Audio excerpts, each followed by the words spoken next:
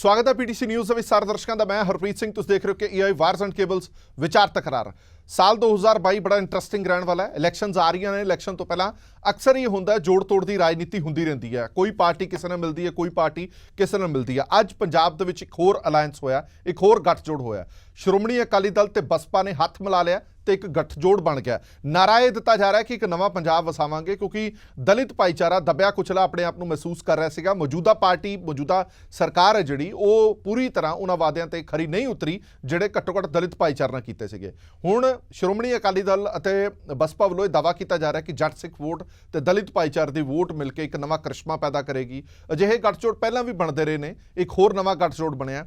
ਹੁਣ ਕਈ ਤਰ੍ਹਾਂ ਦੇ ਸਵਾਲ, ਕਈ ਤਰ੍ਹਾਂ ਦੇ ਸਿਆਸੀ ਸਮੀਕਰਨ ਬਣਦੇ ਵਿਗੜ ਰਹੇ ਨੇ। ਇਸ ਤੋਂ ਪਹਿਲਾਂ ਬੜੇ ਸਾਰੇ ਲੋਕਾਂ ਨੇ ਆਪੋ ਆਪਣੇ ਤਰੀਕੇ ਦੇ ਨਾਲ ਐਨਾਲਿਸਿਸ ਕੀਤੇ ਹੋਣੇ ਨੇ ਕਿ ਆਹ ਸੀਟਾਂ ਇਸ ਨੂੰ, ਇੰਨੀਆਂ ਸੀਟਾਂ ਇਸ ਨੂੰ, ਪਰ ਉਹ ਸਾਰਾ ਹੋਮਵਰਕ ਦੁਬਾਰਾ ਕਰਨਾ ਪੈਣਾ ਕਿਉਂਕਿ ਹੁਣ ਬਸਪਾ ਤੇ ਅਕਾਲੀ ਦਲ ਨੇ ਆਪਣਾ ਗੱਠਜੋੜ ਬਣਾ ਲਿਆ। ਇਹ ਗੱਠਜੋੜ ਕਿੰਨਾ ਕੁ ਕਾਮਯਾਬ ਹੋਏਗਾ, ਕਿੰਨੀਆਂ ਕੁ ਚੁਣੌਤੀਆਂ ਰਹਿਣ ਵਾਲੀਆਂ ਨੇ, ਇਹਨਾਂ ਨੂੰ ਵੀ ਕਿੰਨੀਆਂ ਚੁਣੌਤੀਆਂ ਰਹਿਣ ਵਾਲੀਆਂ ਨੇ ਤੇ ਦੂਜੀਆਂ ਪਾਰਟੀਆਂ ਨੂੰ ਕਿੰਨੀਆਂ ਚੁਣੌਤੀਆਂ ਰਹਿਣ ਵਾਲੀਆਂ ਨੇ, ਤਮਾਮ ਗੱਲਾਂ ਬਾਤਾਂ ਕਰਾਂਗੇ। ਅੱਜ ਸਾਡੇ ਨਾਲ ਦੋ ਖਾਸ ਮਹਿਮਾਨ ਮੌਜੂਦ ਨੇ। ਹਰਚਰਨ ਸਿੰਘ ਬੈਂਸ ਸਾਹਿਬ ਸੀਨੀਅਰ ਆਗੂ ਨੇ ਸ਼੍ਰੋਮਣੀ ਅਕਾਲੀ ਦਲ ਦੇ, ਔਰ ਪ੍ਰੋਫੈਸਰ ਮੁਹੰਮਦ ਖਾਲਿਦ ਸਾਹਿਬ ਸਿਆਸੀ ਮਾਹਰ ਨੇ। ਬਹੁਤ ਬਹੁਤ ਸਵਾਗਤ ਹੈ ਦੋਵੇਂ ਮਹਿਮਾਨਾਂ ਦਾ। ਦੋਵੇਂ ਮਹਿਮਾਨ ਆਪਣੇ ਆਪਣੇ ਫੀਲਡ ਦੇ ਵਿੱਚ ਮਾਹਰ ਨੇ, ਪੰਜਾਬ ਦੀ ਸਿਆਸਤ ਨੂੰ ਬੜੇ ਧਰਾਤਲ ਤੋਂ ਜਾਣਦੇ ਨੇ, ਨਬਜ਼ ਸਮਝਦੇ ਨੇ, ਇਸ ਕਰਕੇ ਇਹਨਾਂ ਨੂੰ ਸੱਦਾ ਦਿੱਤਾ ਹੈ। ਬੈਂਸ ਸਾਹਿਬ, ਸਭ ਤੋਂ ਪਹਿਲਾਂ ਤੁਹਾਨੂੰ ਮੁਬਾਰਕਬਾਦ ਦਈਏ। ਵੈਸੇ ਤਾਂ ਤੁਸੀਂ ਅੱਜ ਜੋ ਖੁਸ਼ੀ ਮਨਾ ਰਹੇ ਹੋ, ਤੁਹਾਡੇ ਵਰਕਰ ਜਾਂ ਬਸਪਾ ਦੇ ਵਰਕਰ ਤਾਂ ਐਂ ਲੱਗਦਾ ਜਿਵੇਂ ਤੁਸੀਂ ਇਲੈਕਸ਼ਨ ਹੀ ਜਿੱਤ ਲਈ ਹੁੰਦੀ ਹੈ, ਪਰ ਦਿੱਲੀ ਤੁਹਾਨੂੰ ਨਹੀਂ ਲੱਗਦਾ ਹਾਲੇ ਬੜੀ ਦੂਰ ਹੈਗੀ ਹੈ? ਇਸ ਗੱਠਜੋੜ ਨੂੰ ਲੈ ਕੇ ਕੀ ਇਹ ਜ਼ਰੂਰੀ ਬਣ ਗਿਆ ਸੀ ਗੱਠਜੋੜ, ਜਾਂ ਤੁਹਾਡੀ ਕੋਈ ਮਜਬੂਰੀ ਸੀ? ਕਿਉਂਕਿ ਹੁਣ ਤੁਹਾਡੇ ਤੋਂ ਬੀਜੇਪੀ ਟੁੱਟ ਗਈ, ਤੁਹਾਨੂੰ ਅਲਾਇੰਸ ਕੋਈ ਨਾ ਕੋਈ ਚਾਹੀਦਾ ਸੀ, ਇਕੱਲੇ ਇਲੈਕਸ਼ਨ ਨਹੀਂ ਲੜ ਸਕਦੇ ਸੀ। ਹਰਪ੍ਰੀਤ ਜੀ, ਜੇ ਤੁਸੀਂ ਪੰਜਾਬ ਦੇ ਇਤਿਹਾਸ ਤੇ ਨਿਗਾਹ ਮਾਰੋ, ਸਿਆਸੀ ਇਤਿਹਾਸ ਤੇ, ਖਾਸ ਤੌਰ ਤੇ ਜੇ ਤੁਸੀਂ ਅਕਾਲੀ ਦਲ ਦੀ ਇਲੈਕਟੋਰਲ ਇਤਿਹਾਸ ਤੇ ਨਿਗਾਹ ਮਾਰੋਗੇ ਤੇ ਤੁਹਾਨੂੰ ਇੱਕ ਬੜੀ ਕਮਾਲ ਦੀ ਚੀਜ਼ ਨਜ਼ਰ ਆਏਗੀ ਕਿ ਸ਼੍ਰੋਮਣੀ ਅਕਾਲੀ ਦਲ ਉਹਨਾਂ ਵੇਲਿਆਂ 'ਚ ਵੀ, ਜਦੋਂ ਅਕਾਲੀ ਦਲ ਦੀ ਵੇਵ ਚੱਲਦੀ ਹੈ, ਯਾਨੀ ਕਿ 97 ਲੈ ਲਓ ਜਾਂ ਉਸ ਤੋਂ ਪਹਿਲਾਂ 75 ਲੈ ਲਓ, 85 ਲੈ ਲਓ, ਜਾਂ ਉਸ ਤੋਂ ਪਹਿਲਾਂ ਜਦੋਂ ਐਮਰਜੈਂਸੀ ਦਾ ਹੈਗਾ, ਜਦੋਂ ਕਲੀਅਰ ਹੁੰਦਾ ਹੈ ਕਿ ਅਕਾਲੀ ਸਰਕਾਰ ਖੁਦ ਆਪਣੇ ਬਲਬੂਤੇ ਬਣ ਰਹੀ ਹੈ, ਉਦੋਂ ਵੀ Akali Dal like minded parties ਨੂੰ ਬਾਹਰ ਨਹੀਂ ਕੱਢਦਾ। ਮੈਂ ਤੁਹਾਨੂੰ 97 ਦੀ ਐਗਜ਼ਾਮਪਲ ਦਿੱਤੀ ਹੈ। 97 ਦੇ ਵਿੱਚ ਸਾਰੀ ਦੁਨੀਆ ਨੂੰ ਦਿਸਦਾ ਸੀਗਾ ਕਿ ਜਿਹਨੂੰ ਅਸੀਂ ਕਹਿੰਦੇ ਸੀ ਬਾਦਲ ਵੇਵ, ਉਹ ਚੱਲ ਰਹੀ ਸੀਗੀ ਪੰਜਾਬ ਦੇ ਵਿੱਚ, ਲੇਕਿਨ ਅਸੀਂ ਉਦੋਂ ਭਾਰਤੀ ਜਨਤਾ ਪਾਰਟੀ ਨੂੰ ਬੜਾ ਹੀ ਰਿਸਪੈਕਟੇਬਲ ਸ਼ੇਅਰ ਦਿੱਤਾ ਸੀਗਾ। ਕੋਈ 23 ਸੀਟਸ, 23 ਸੀਟਾਂ ਦਿੱਤੀਆਂ ਸੀਗੀਆਂ।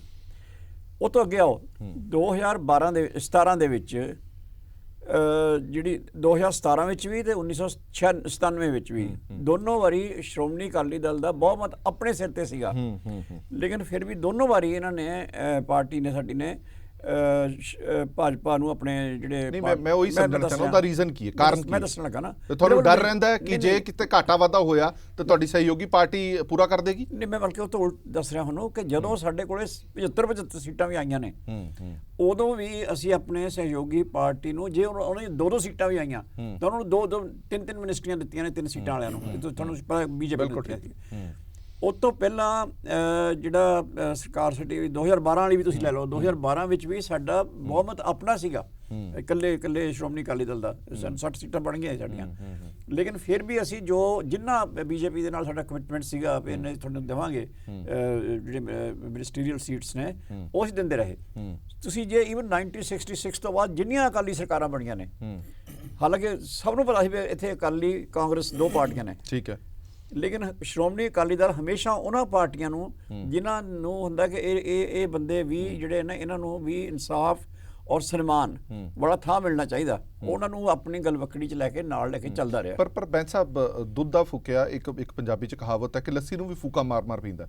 ਗੱਠਜੋੜ ਦਾ ਕੀ ਹੋਇਆ ਇਹ ਤੁਹਾਨੂੰ ਵੀ ਪਤਾ ਕਿ ਤੁਹਾਨੂੰ ਕਿੰਨਾ ਕੁ ਮਾਣ ਸਨਮਾਨ ਤੁਹਾਡੀ ਬੀਜੇਪੀ ਨੇ ਦਿੱਤਾ ਹੈ, ਤੁਹਾਡੀਆਂ ਗੱਲਾਂ ਤੱਕ ਨਹੀਂ ਮੰਨੀਆਂ, ਤੁਹਾਨੂੰ ਹਾਰ ਕੇ ਗੱਠਜੋੜ ਛੱਡਣਾ ਪਿਆ, ਇੱਕ ਵਾਰ ਫਿਰ ਤੋਂ ਦੁਬਾਰਾ ਗੱਠਜੋੜ ਬਣਾ ਰਹੇ ਹੋ। ਨਹੀਂ, ਤੁਸੀਂ ਇਹ ਕੁਝ ਹੀ ਮਹੀਨਿਆਂ ਦੇ ਵਿੱਚ ਨਹੀਂ, ਮੈਂ ਦੱਸਣ ਲੱਗਾ ਹੁਣ ਕਿ ਜੇ ਬੀਜੇਪੀ ਨਾਲ ਵੀ ਤੁਸੀਂ ਦੇਖੋ ਤੇ ਇੱਕ ਅਸੂਲੀ ਗੱਲ ਆਈ, ਜਿਹੜੀ ਕਿ ਕਿਸਾਨੀ ਦੀ ਗੱਲ ਆਈ, ਉਸ ਇਸ਼ੂ ਤੇ ਵੀ ਅਸੀਂ ਉਹਨਾਂ ਨੂੰ ਕੀ ਕਹਿ ਰਹੇ ਸੀਗੇ ਕਿ ਤੁਸੀਂ ਕਿਸਾਨਾਂ ਦੇ ਨਾਲ ਸਿੱਧੀ ਗੱਲ ਕਰ ਲਓ, ਆਹ ਇਸ਼ੂਜ਼ ਨੇ, ਸਾਡੀ ਓਪੀਨੀਅਨ ਕੀ ਹੈ ਨਹੀਂ ਹੈ, ਲੇਕਿਨ ਆਪਾਂ ਕਿਸਾਨਾਂ ਦੇ, ਕਿਉਂਕਿ ਸਟੇਕ ਹੋਲਡਰ ਨੇ ਕਿਸਾਨ ਜਥੇਬੰਦੀਆਂ ਨਾਲ, ਸਰ ਸੁਖਬੀਰ ਸਿੰਘ ਬਾਦਲ ਉਹਨਾਂ ਦੀ ਗੱਲਬਾਤ ਵੀ ਹੋਈ, तो जिस ने कहा कि तुम कहो मैं ऊपर आगे आना या कहो पिछे आना, ਤੋ ਅਸੀਂ ਮੈਂ ਭਾਜਪਾ ਨੂੰ ਕਹਿ ਰਹੇ ਸੀਗੇ ਕਿ ਤੁਸੀਂ ਸਾਡੀ ਗੱਲ ਛੱਡੋ, ਕਿਉਂਕਿ ਇਸ਼ੂ ਹੈਗਾ ਕਿਸਾਨਾਂ ਦਾ, ਇਹ ਸਟੇਕ ਹੋਲਡਰਸ ਨੇ, ਤੁਸੀਂ ਇਹਨਾਂ ਨਾਲ ਗੱਲ ਕਰੋ ਇੱਕ ਇਸ਼ੂ ਤੇ, ਬਾਕੀ ਕੋਈ ਨਹੀਂ। ਬਾਕੀ ਮੈਂ ਤੁਹਾਨੂੰ ਸਬੂਤ ਦੇ ਸਕਦਾ ਕਿ ਸਾਡੀ ਹਰੇਕ ਥਾਂ ਤੇ ਜਿਹੜੀ ਸੀ ਅਸੀਂ ਆਪਣੀ ਗੱਲ ਮਨਵਾਈ, ਅਸੀਂ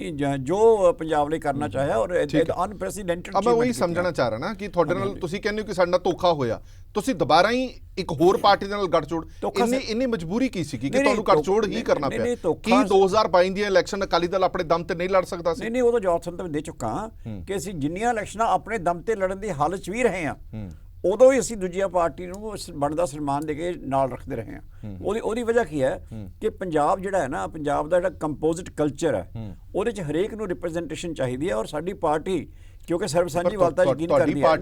ਤੁਹਾਡੀ ਪਾਰਟੀ 'ਚ ਦਲਿਤ ਆਗੂ ਨਹੀਂ ਹੈ? ਮੈਂ ਗੱਲ ਤੁਸੀਂ ਮਿਨਿਸਟਰੀਆਂ ਤੱਕ ਦਿੰਦੇ ਰਹੇ ਦਲਿਤ ਆਗੂਆਂ, ਗੱਲ ਪੂਰੀ ਕਰਦਾ ਕਿ ਸਾਡੀ ਪਾਰਟੀ ਹਮੇਸ਼ਾ ਹੀ ਜਿਹੜੀ ਸਮਾਜ ਦੇ ਅਲੱਗ-ਅਲੱਗ ਵਰਗ ਨੇ ਉਹਨਾਂ ਨੂੰ ਆਪਣੇ ਵੱਲੋਂ ਸਨਮਾਨ ਵਾਲਾ ਥਾਂ ਦੇ ਕੇ ਨਾਲ ਰੱਖਣ ਦੀ ਕੋਸ਼ਿਸ਼ ਕਰਦੀ ਆਈ ਹੈ। ਕਦੇ ਨਾਲ ਰਹੇ, ਕਦੇ ਨਹੀਂ ਰਹੇ, ਲੇਕਿਨ ਬਲਕਿ ਮੈਨੂੰ ਤਾਂ ਕੋਈ ਖਿਆਲ ਨਹੀਂ ਹੈ ਕਿ ਸ਼੍ਰੋਮਣੀ ਅਕਾਲੀ ਦਲ ਦਾ ਇੱਕ ਸਿਰਫ 85 ਦੇ ਵਿੱਚ ਜਿਹੜੀ ਬਨਾਲਾ ਗਵਰਨਮੈਂਟ ਸੀ, ਉਹ ਇਕੱਲੇ ਲੜੇ ਸੀ ਤੇ ਇਕੱਲੇ ਉਹ ਆਏ ਸੀ ਉਸ ਵੇਲੇ। ਲੇਕਿਨ ਉਸ ਤੋਂ ਇਲਾਵਾ ਜਿੰਨੀਆਂ ਵੀ ਅਕਾਲੀ ਸਰਕਾਰਾਂ ਜਾਂ ਅਕਾਲੀ ਬਾਹਰ ਰਹੇ ਜਾਂ ਸਰਕਾਰ ਚਾਹੇ, ਹਮੇਸ਼ਾ ਹੀ ਇਹ ਦੂਜੇ ਵਰਗਾਂ ਨੂੰ ਨਾਲ ਲੈ ਕੇ ਰੱਖ ਚੱਲੇ। ਪਰ ਮੇਰਾ ਸਵਾਲ ਉੱਥੇ ਹੀ ਖੜਾ ਨਾ ਕਿ ਬੜੇ ਸਾਰੇ ਵਿਰੋਧੀ ਜਾਂ ਲੋਕ ਇਹ ਸਵਾਲ ਚੁੱਕਦੇ ਨੇ ਕਿ ਅਕਾਲੀ ਦਲ ਇਕੱਲਾ ਇਲੈਕਸ਼ਨ ਨਹੀਂ ਲੜ ਸਕਦਾ, ਇਸ ਕਰਕੇ ਕੋਈ ਨਾ ਕੋਈ ਸਹਿਯੋਗੀ ਪਾਰਟੀ ਉਹਨੂੰ ਚਾਹੀਦੀ ਹੈ। ਨਹੀਂ, ਮੈਂ ਤੁਹਾਨੂੰ ਦੱਸ ਰਿਹਾ ਨਾ ਕਿ ਜਦੋਂ ਦੀਵਾਰ ਤੇ ਲਿਖਿਆ ਸੀਗਾ ਕਿ ਤਾਂ ਵੀ ਤੁਸੀਂ ਸਹਿਯੋਗੀ ਪਾਰਟੀ ਰੱਖੀ ਹੈ, ਉਹਦੇ ਪਿੱਛੇ ਇੱਕ ਫਿਲਾਸਫੀ ਕੰਮ ਕਰ ਰਹੀ ਹੈ। ਜੇ ਇਲੈਕਟੋਰਲ ਕੰਮ ਕਰ ਰਿਹਾ ਹੁੰਦਾ ਤਾਂ 97 ਤਾਂ ਮੇਰਾ ਖਿਆਲ ਦੁਨੀਆ ਭਰ ਨੂੰ ਪਤਾ ਸੀਗਾ ਕਿ ਬਾਦਲ ਵੇਵ ਚੱਲ ਰਹੀ ਹੈ ਨਾ, ਉਸ ਵੇਲੇ ਕੋਈ ਲੋੜ ਹੀ ਨਹੀਂ ਸੀ। ਖਾਲਿਦ ਸਾਹਿਬ ਇਸ ਵਾਰ ਦੀ ਇਲੈਕਸ਼ਨ ਦੇ ਵਿੱਚ ਬੜੀ ਦਿਲਚਸਪ ਘਟਨਾ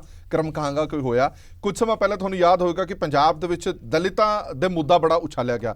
ਕੋਈ ਪਾਰਟੀ ਕਹਿੰਦੀ ਅਸੀਂ ਸੀਐਮ ਬਣਾ ਦਾਂਗੇ, ਕੋਈ ਪਾਰਟੀ ਕਹਿੰਦੀ ਡਿਪਟੀ ਸੀਐਮ ਬਣਾ ਦਾਂਗੇ, ਕੋਈ ਪਾਰਟੀ ਦਲਿਤ ਭਾਈਚਾਰੇ ਦੇ ਲਈ ਅਰਦਾਸਾਂ ਕਰ ਰਹੀ ਹੈ, ਦਲਿਤ ਭਾਈਚਾਰੇ ਦੇ SC ST ਸਕਾਲਰਸ਼ਿਪ ਲਈ ਲੜ ਰਹੀ ਹੈ। ਇਦਾਂ ਨਹੀਂ ਲੱਗਦਾ ਕਿ ਸਾਰੀਆਂ ਪਾਰਟੀਆਂ ਦਾ ਧਰੂਵੀ ਕੇਂਦਰ ਜਿਹੜਾ ਉਹ ਦਲਿਤ ਭਾਈਚਾਰਾ ਹੋ ਗਿਆ?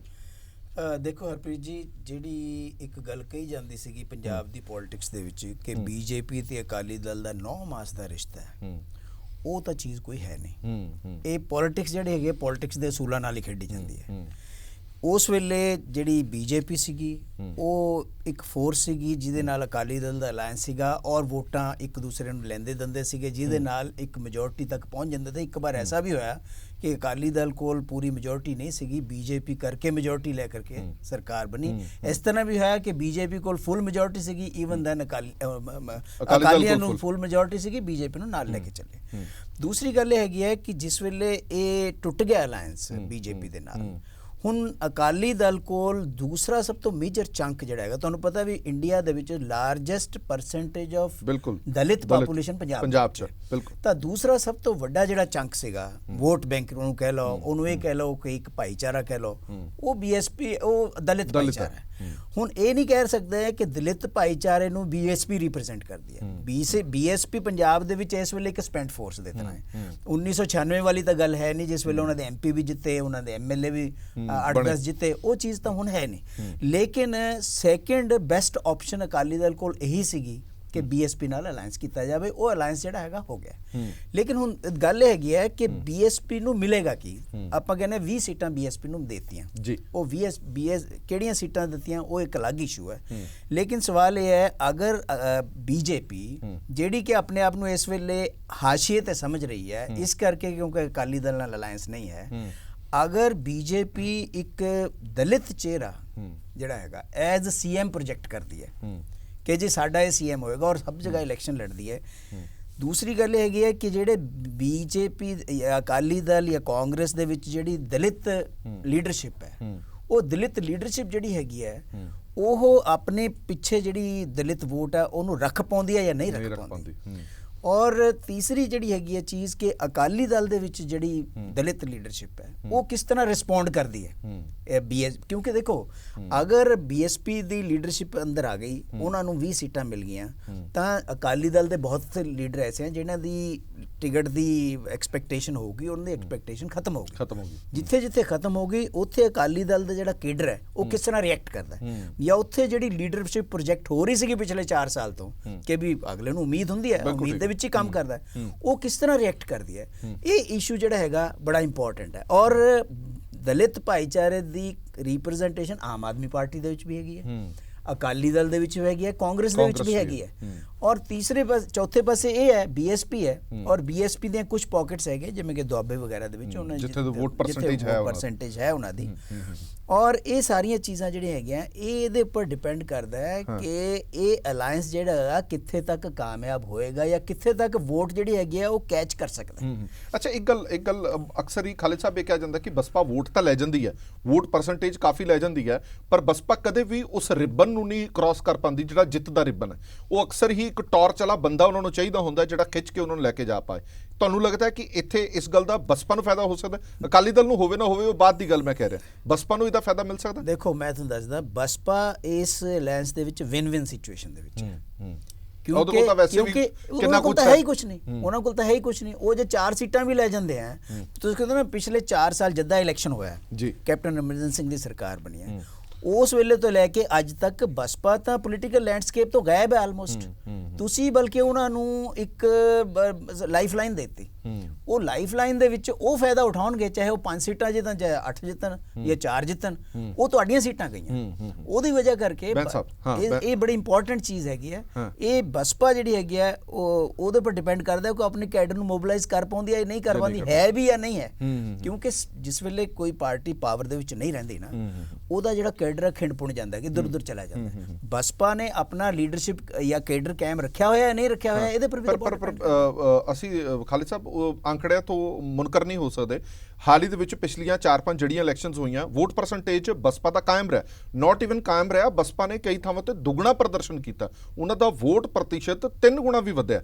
ਫਿਰ ਇਹਦਾ ਮਤਲਬ ਬਸਪਾ ਦੇ ਨਾਲ ਵੋਟ ਸ਼ੇਅਰ ਤਾਂ ਹੈ ਹੀ ਹੈ, ਵੋਟ ਪਰਸੈਂਟੇਜ ਤਾਂ ਹੈ ਹੀ ਹੈ। ਵੋਟ ਸ਼ੇਅਰ ਹੈ ਤੇ ਲੇਕਿਨ ਉਹ ਟ੍ਰਾਂਸਲੇਟ ਵਿਕਟਰੀ ਚ ਨਹੀਂ ਹੋਇਆ।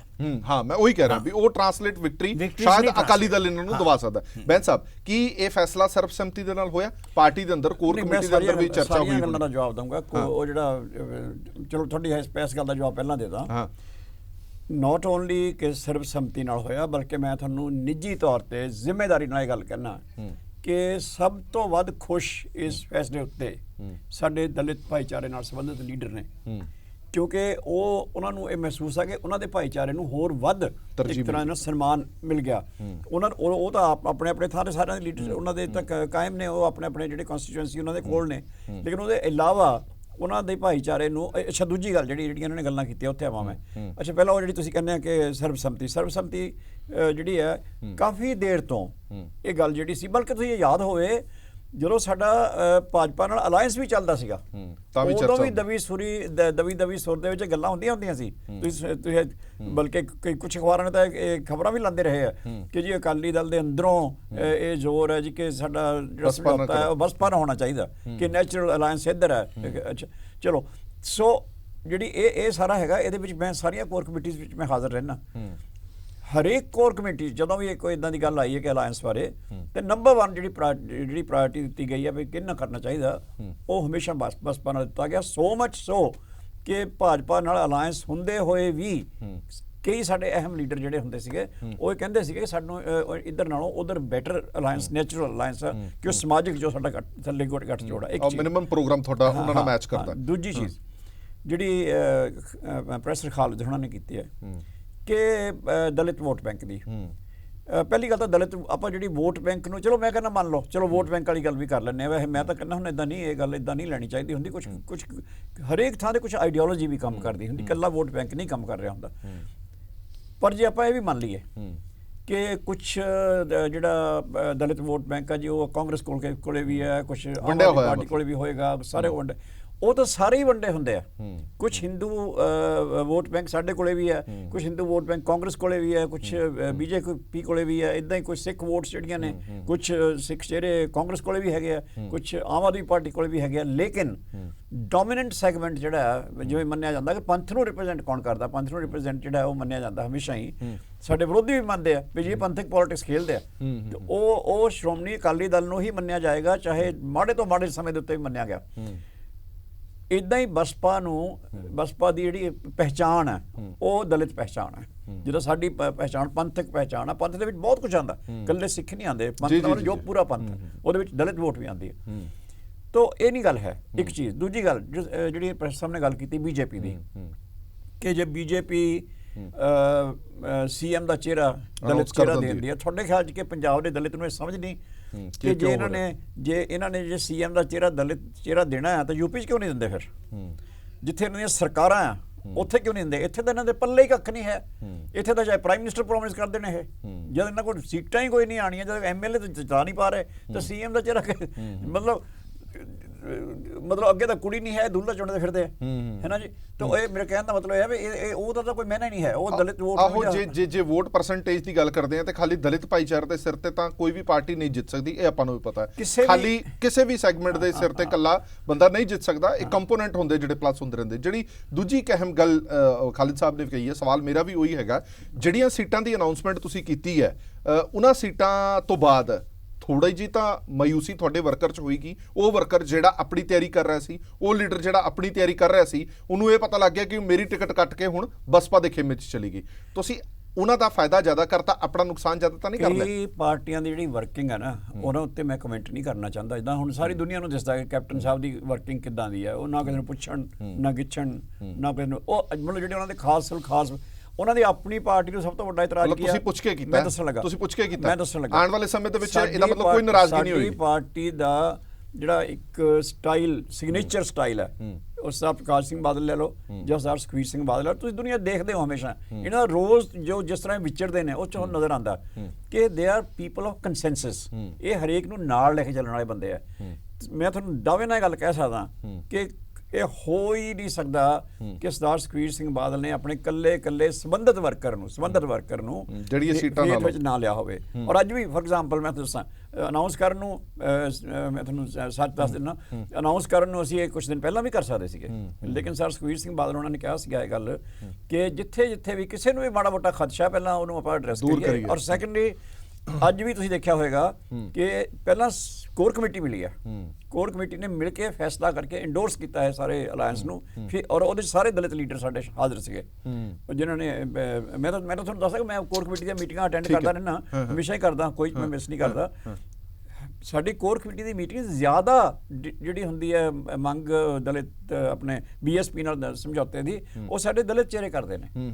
ਪਰ ਇੱਕ ਗੱਲ ਬੈਂਸ ਸਾਹਿਬ ਮੈਂ ਤੁਹਾਡੇ ਤੋਂ ਜ਼ਰੂਰ ਸਮਝਣਾ ਚਾਹੁੰਦਾ ਕਿ ਜਿਹੜੀਆਂ ਇਹ ਸੀਟਾਂ ਦਿੱਤੀਆਂ ਗਈਆਂ, ਬੜੇ ਸਾਰੇ ਲੋਕਾਂ ਨੂੰ ਤਾਂ ਇਹ ਸੀਗਾ, ਜਿਵੇਂ ਤੁਸੀਂ ਕਿਹਾ ਕਿ ਕਨਸੂਆਂ ਤਾਂ ਪਹਿਲਾਂ ਹੀ ਉੱਡ ਰਹੀਆਂ ਸੀ, ਸਭ ਨੂੰ ਲੱਗ ਹੀ ਰਿਹਾ ਸੀ ਕਿ ਬਸਪਾ ਨਾਲ ਤੁਹਾਡਾ ਸਮਝੌਤਾ ਹੋਣਾ, ਪਰ ਉਦੋਂ ਗੱਲ ਤੇ ਚਰਚਾ ਇਹ ਹੋ ਰਹੀ ਸੀ ਕਿ ਜਿਹੜੀਆਂ ਬੀਜੇਪੀ ਦੇ ਖੇਮੇ ਦੀਆਂ ਸੀਟਾਂ ਤੁਸੀਂ ਉਹੀ ਪੂਰੀਆਂ ਚੁੱਕ ਕੇ ਉਹਨਾਂ ਨੂੰ ਦੇ ਦੋਗੇ। ਫਿਲਹਾਲ ਉਹਨਾਂ ਤੋਂ ਤੁਸੀਂ 3 ਘੱਟ ਵੀ ਦਿੱਤੀਆਂ, ਪਰ ਤੁਸੀਂ ਆਪਣੀਆਂ ਸੀਟਾਂ, ਜੱਦੀ ਸੀਟਾਂ ਜਿਹੜੀਆਂ ਅਕਾਲੀ ਦਲ ਜਿੱਤਦਾ ਰਿਹਾ ਜਾਂ ਫਾਈਟ ਕਰਦਾ ਰਿਹਾ, ਉਹ ਸੀਟਾਂ ਬਸਪਾ ਨੂੰ ਦੇ ਦਿੱਤੀਆਂ। ਉੱਥੇ ਨਹੀਂ ਤੁਹਾਨੂੰ ਲੱਗਦਾ? ਉੱਥੇ ਮੈਨੂੰ ਦੱਸੋ ਨਾ, ਫਿਰ ਨਾਰਾਜ਼ਗੀ ਹੋਏਗੀ ਕਿ ਨਹੀਂ ਹੋਏਗੀ? ਉਹ ਤੁਹਾਡੇ ਵਰਕਰ ਕਾਡਰ ਜਿਹੜੇ ਸਾਲਾਂ ਤੋਂ ਇਲੈਕਸ਼ਨ ਲੜਦੇ ਹੋਣ, ਅਚਨਚੇਤੀ ਉਹਨਾਂ ਨੂੰ ਕਿਹਾ ਜਾਵੇ ਕਿ ਤੁਹਾਡੀ ਸੀਟ ਕੱਟੇਗੀ, ਬਸਪਾ ਲੜੇਗੀ। ਮੈਂ ਤੁਹਾਨੂੰ ਇਹ ਥੋੜਾ ਬਹੁਤ ਸਿਗਨੀਫੀਕੈਂਟ ਸਵਾਲ ਹੈ, ਬਲਕਿ ਮੈਂ ਗੱਲ ਆਪ ਕਰਨੀ ਸੀ, ਤੁਸੀਂ ਸਵਾਲ ਕਰਤਾ, ਚਲੋ ਹੋਰ ਵੀ ਚੰਗੀ ਗੱਲ ਹੈ। ਜੇ ਲੈਟ ਅਸ ਸੇ ਜੇ ਅਸੀਂ ਸਿਰਫ ਉਹਨਾਂ ਸੀਟਾਂ ਚੋਂ ਜਿਹੜੀਆਂ ਕਿ ਭਾਜਪਾ ਦੇ ਖਾਤੇ ਦੀਆਂ ਸੀਗੀਆਂ, ਅਸੀਂ ਇਹਨਾਂ ਨੂੰ ਦਿੰਦੇ ਤਾਂ ਸਿੱਧਾ ਇਲਜ਼ਾਮ ਲੱਗਣਾ ਸੀਗਾ ਕਿ ਅਕਾਲੀ ਦਲ ਨੇ ਕੀਤਾ ਕੀ, ਇਹਨਾਂ ਕੋਲੇ ਤਾਂ ਆਪਣਾ ਤਾਂ ਕੁੱਖ ਨਾ ਦਿੱਤਾ ਨਾ, ਇਹ ਤਾਂ 25 ਸੀਟਾਂ ਖਾਲੀ ਸੀਗੀਆਂ, ਇਹ ਉੱਥੇ ਤਾਂ ਲੜਦੇ ਹੀ ਨਹੀਂ ਹੈ, ਇਹ ਤਾਂ ਅੱਖਾਂ ਪੂੰਝਤੀਆਂ ਇਹਨਾਂ ਨੇ, ਬੀਐਸਪੀ ਨੂੰ ਤਾਂ ਦਿੱਤਾ ਹੀ ਕੱਖ ਨਹੀਂ। ਲੇਕਿਨ ਤੁਸੀਂ ਨਿਗਾਹ ਮਾਰੋ ਜੇ ਤਾਂ ਬਹੁਤ ਸਿਗਨੀਫੀਕੈਂਟ ਸੀਟਾਂ ਜਿਹੜੀਆਂ ਨਾਨ ਬੀਜੇਪੀ ਸੀਟਾਂ ਨੇ, ਉਹ ਬਸਪਾ ਨੂੰ ਦਿੱਤੀਆਂ ਗਈਆਂ। ਇਹ 'ਚ ਕੀ ਮਤਲਬ ਹੋਇਆ? ਇਹਦਾ ਮਤਲਬ ਹੋਇਆ ਕਿ ਕੁਝ ਸੀਟਾਂ ਐਸੀਆਂ ਵੀ ਹੋਣਗੀਆਂ ਜਿੱਥੇ ਕਿ ਬਸਪਾ ਸ਼ਾਇਦ ਸਾਡੇ ਨਾਲ ਜ਼ਿਆਦਾ ਸਟਰੋਂਗ ਹੁੰਦਾ ਹੋਵੇ, ਉਹ ਉਹਨਾਂ ਨੇ ਸਾਡੇ ਲਈ ਛੱਡੀਆਂ ਨੇ। ਮਤਲਬ ਕੀ ਹੋਇਆ ਕਿ ਦੋਨਾਂ ਪਾਰਟੀਆਂ ਨੇ ਇੱਕ ਦੂਜੇ ਨੂੰ ਅਕੋਮੋਡੇਟ ਕਰਕੇ ਵੀ ਇੱਥੇ ਇਦਾਂ ਕਰ ਲੈ। ਅੱਛਾ, ਸੈਕੰਡਲੀ ਜਦੋਂ ਤੁਸੀਂ ਲੜ ਇਕੱਠੇ ਰਹੇ ਹੋ, ਜੇ ਸੱਚੀ ਭਾਵਨਾ ਨਾਲ ਇਕੱਠੇ ਲੜ ਰਹੇ ਹੋ, ਤਾਂ ਫਿਰ ਇਹ ਹੋਏਗਾ ਵੀ ਚਾਹੇ ਮੈਂ ਇੱਥੋਂ ਲੜ ਰਿਹਾ ਜਾਂ ਤੁਸੀਂ ਇੱਥੋਂ ਲੜ ਰਹੇ ਹੋ, ਤਾਂ ਵੋਟਾਂ ਇਕੱਠੀਆਂ ਹੀ ਹੋਣਗੀਆਂ। ਪਰ ਕਿਤੇ ਇਹਨਾਂ ਸੀਟਾਂ ਨੂੰ ਦੇਖਣ ਤੋਂ ਬਾਅਦ ਇਹ ਨਹੀਂ ਲੱਗਦਾ ਕਿ ਇਹ ਝਗੜੇ ਵਾਲੀਆਂ ਸੀਟਾਂ ਵੀ ਹੋ ਸਕਦਾ ਅਕਾਲੀ ਦਲ ਨੇ ਬਸਪਾ ਦੇ ਖਾਤੇ 'ਚ ਪਾ ਦਿੱਤੀਆਂ ਹੋਣ, ਜਿੱਥੇ ਅਕਾਲੀ ਦਲ ਨੂੰ ਇਹ ਡਿਸਾਈਡ ਕਰਨਾ ਬੜਾ ਔਖਾ ਲੱਗ ਰਿਹਾ ਹੋਵੇ ਕਿ ਕੈਂਡੀਡੇਟ ਕਿਹਨੂੰ ਬਣਾਈਏ, ਚਲੋ ਫਾਹਾ ਹੀ ਵੜ ਦਿੰਦੇ ਆ, ਉਹਨਾਂ ਨੂੰ ਹੀ ਦੇ ਦਿੰਦੇ ਆ, ਆਪੇ ਖੜੇ ਕਰਦੇ ਰਹੇ। ਹਰਪ੍ਰੀਤ ਜੀ, ਮੈਂ ਤੁਹਾਨੂੰ ਬੇਨਤੀ ਕਰਾਂ, ਤੁਸੀਂ ਤਾਂ ਬਹੁਤ ਲੰਬਾ ਪੋਲਿਟਿਕਸ ਦੇ ਉੱਤੇ ਜਰਨਲਿਜ਼ਮ ਕਰਦੇ ਆ ਰਹੇ, ਚਾਹੇ ਮੈਂ ਇਹ ਸੱਚੀ ਤੁਹਾਡੇ ਨਾਲ ਗੱਲ ਕਰਦਾ, ਪਾਰਟੀ ਕੋਈ ਵੀ ਹੋਵੇ, ਚਾਹੇ ਉਹ ਕਾਂਗਰਸ ਹੋਵੇ, ਅਸੀਂ ਹੋਈਏ, ਭਾਜਪਾ ਹੋਵੇ, ਕੋਈ ਹੋਵੇ, ਔਰ ਕਿੱਡੀ ਵੱਡੀ ਹੋਵੇ, ਕਿੱਡੀ ਉਹਦੀ ਵੇਵ ਚੱਲ ਰਹੀ ਹੋਵੇ, ਕਿਸੇ ਵੀ ਹਲਕੇ ਤੇ ਇਦਾਂ ਨਹੀਂ ਹੁੰਦਾ ਹੈ ਕਿ ਉੱਥੇ ਇੱਕ ਤੋਂ ਵੱਧ ਉਹਨਾਂ ਦੇ ਐਸਪੀਰੈਂਟਸ ਨਾ ਹੁੰਦੇ ਹੀ ਹੋਣ। ਆ, ਹਾਂ। ਔਰ ਸਾਡੇ ਤਾਂ ਜ਼ਿਆਦਾ ਹੋਣਗੇ ਬਿਕੋਜ਼ ਜੋ ਕਾਂਗਰਸ ਦਾ ਹਾਲ ਹੋਇਆ ਤਾਂ ਲੋਕਾਂ ਨੂੰ ਸਾਫ਼ ਕੰਨ ਤੇ ਲਿਖਿਆ ਨਜ਼ਰ ਤਾਂ ਆ ਰਿਹਾ ਕਿ ਹੋਰ ਅਲਟਰਨੇਟਿਵ ਕੀ ਅਕਾਲੀ ਦਾ ਹੈਗੇ, ਤੇ ਜਦੋਂ ਦਿਸ ਰਿਹਾ ਹੁੰਦਾ ਕਿ ਇਹ ਪਾਰਟੀ ਹੀ ਅੱਗੇ ਆ ਰਹੀ ਹੈ ਤਾਂ ਉਹਨਾਂ ਦੇ ਐਸਪੀਰੈਂਟਸ ਵੀ ਜ਼ਿਆਦਾ ਹੁੰਦੇ ਨੇ।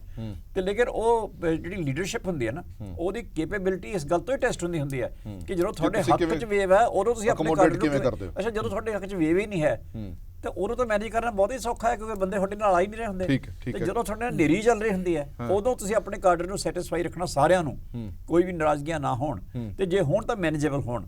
ਉੱਥੇ ਤਾਂ ਟੈਸਟ ਹੁੰਦਾ ਅਸਲ ਲੀਡਰਸ਼ਿਪ ਦਾ। ਚਲੋ ਠੀਕ ਹੈ ਖਾਲਿਦ ਸਾਹਿਬ, ਇੱਕ ਗੱਲ ਹੋਰ ਮੈਂ ਇਹ ਸਵਾਲ ਤੁਹਾਡੇ ਤੋਂ ਸਮਝਣਾ ਚਾਹਨਾ ਕਿ ਚਲੋ ਭਾਵੇਂ ਅਕਾਲੀ ਦਲ ਦਾ ਅਲਾਇੰਸ ਬਸਪਾ ਨਾਲ ਹੋਇਆ, ਕਿਸੇ ਨੇ ਸੀਐਮ ਕਿਸੇ ਨੇ ਡਿਪਟੀ ਸੀਐਮ ਦਾ ਅਨਾਉਂਸਮੈਂਟ ਕੀਤੀ, ਪਰ ਘੱਟੋ ਘੱਟ ਇਹ ਤਾਂ ਹੋਇਆ ਕਿ ਇਹ ਸ਼ਾਇਦ ਮੈਨੂੰ ਨਹੀਂ ਪਤਾ ਕਿ ਪਹਿਲੀ ਵਾਰੀ ਹੈ, ਇਸ ਤੋਂ ਪਹਿਲਾਂ ਵੀ ਕਦੇ ਹੋਇਆ, ਇਹ ਇਲੈਕਸ਼ਨ ਸਿਰਫ ਦਲਿਤਾਂ ਦੇ ਮੁੱਦੇ ਤੇ ਲੜੀ ਜਾ ਰਹੀ ਹੈ ਜਾਂ ਦਲਿਤ ਹੀ ਇੱਕ ਸੈਂਟਰ ਪੁਆਇੰਟ ਬਣ ਗਏ ਨੇ, ਜਾਂ ਇਹ ਫॉर ਦਾ ਟਾਈਮ ਬੀਇੰਗ ਹੈ, ਆਉਣ ਵਾਲੇ ਸਮੇਂ 'ਚ ਇਹ ਮੁੱਦਾ ਅਲੋਪ ਹੋ ਜਾਣਾ? ਦੇਖੋ, ਹਰ ਇਲੈਕਸ਼ਨ ਡਿਫਰੈਂਟ ਹੁੰਦਾ ਹੈ। ਇਹ ਜਿਹੜਾ ਇਲੈਕਸ਼ਨ ਹੈ ਇਹਦੇ ਵਿੱਚ ਐਂਟੀ ਇਨਕੰਬੈਂਸੀ ਵੀ ਬਹੁਤ ਵੱਡਾ ਫੈਕਟਰ ਹੋਏਗਾ। ਉਹਦੇ ਵਿੱਚ ਕਾਂਗਰਸ ਕਿਸ ਤਰੀਕੇ ਦੇ ਨਾਲ ਜਿਹੜਾ ਕ੍ਰਾਈਸਿਸ ਦੇ ਵਿੱਚੋਂ ਲੰਘ ਰਹੀ ਹੈ, ਜੋ ਲੜਾਈ ਝਗੜੇ ਹੋ ਰਹੇ ਆ, ਉਹਦੇ ਵਿੱਚੋਂ ਐਮਰਜ ਹੁੰਦੀ ਹੈ। ਕਿਆ ਲੀਡਰਸ਼ਿਪ ਦਾ ਚਿਹਰਾ ਇਹੀ ਰਹਿੰਦਾ ਜਾਂ ਉਹ ਬਦਲਿਆ ਜਾਏਗਾ, ਇਹਦੇ ਪਰ ਡਿਪੈਂਡ ਕਰਦਾ ਹੈ। ਇੱਕ ਹੋਰ ਬੜੀ ਇੰਪੋਰਟੈਂਟ ਫੈਕਟਰ ਜਿਹੜਾ ਹੈਗਾ ਨਾ, ਉਹ ਹੈਗਾ ਕਿ ਪਿਛਲੇ ਇਲੈਕਸ਼ਨ ਦੇ ਵਿੱਚ ਜਾਂ ਉਸ ਤੋਂ ਬਾਅਦ ਜਿੰਨੇ ਵੀ ਇਲੈਕਸ਼ਨ ਛੋਟੇ-ਮੋਟੇ ਵੀ ਇਲੈਕਸ਼ਨ ਹੋਇਆ, ਉਹਦੇ ਵਿੱਚ ਇੱਕ ਚੀਜ਼ ਜਿਹੜੀ ਸਾਹਮਣੇ ਆਈ ਹੈ ਉਹ ਹੈਗੀ ਹੈ ਕਿ ਅਕਾਲੀ ਦਲ ਦਾ ਜਿਹੜਾ ਕੋਰ ਵੋਟ ਬੈਂਕ ਹੈ ਉਹ ਰੂਰਲ ਪੈਜੈਂਟਰੀ ਸੀਗਾ। ਉਹਨੂੰ ਆਪਾਂ ਪੰਥਕ ਕਹਿ ਲਓ, ਉਹਨੂੰ ਆਪਾਂ ਉਹ ਕਹਿ ਲਓ, ਜ਼ਿਆਦਾਤਰ ਵੋਟ ਉਹ ਆਉਂਦੀ ਸੀ, ਲੇਕਿਨ ਉਹਦੇ ਵਿੱਚ ਇੱਕ ਟਰਸਟ ਡੈਫਿਸਿਟ ਆਇਆ।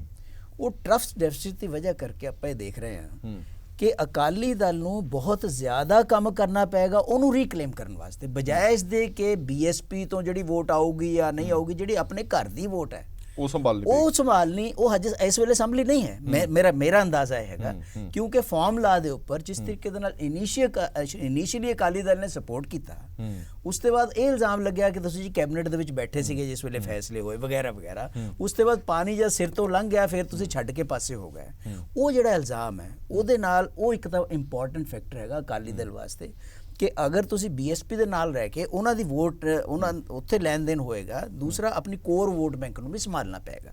ਤੀਸਰਾ ਹੈਗਾ ਜਿਹੜੇ ਅਕਾਲੀ ਦਲ ਡਿਸਗਰੰਟਲਡ ਹੈ, ਜਿਨ੍ਹਾਂ ਨੇ ਆਪਣੀ ਗੁੱਟਬੰਦੀਆਂ ਬਣਾ ਰਹੇ ਹੈ, 3 4 5 ਜਿਹੜੇ ਕਿ ਢੀਂਡਸਾ ਸਾਹਿਬ ਐਂਡ ਪਾਰਟੀ ਜਿੰਨੇ ਵੀ ਹੈਗੇ, ਉਹ ਜਿਹੜੇ ਹੈਗੇ ਆ ਕਿਆ ਉਹ ਵੀ ਕਿਸੇ ਅਲਾਇੰਸ ਦਾ ਪਾਰਟ ਬਣਦੇ ਆ ਜਾਂ ਇੰਡੀਪੈਂਡੈਂਟ ਇਲੈਕਸ਼ਨ ਲੜਦੇ ਆ?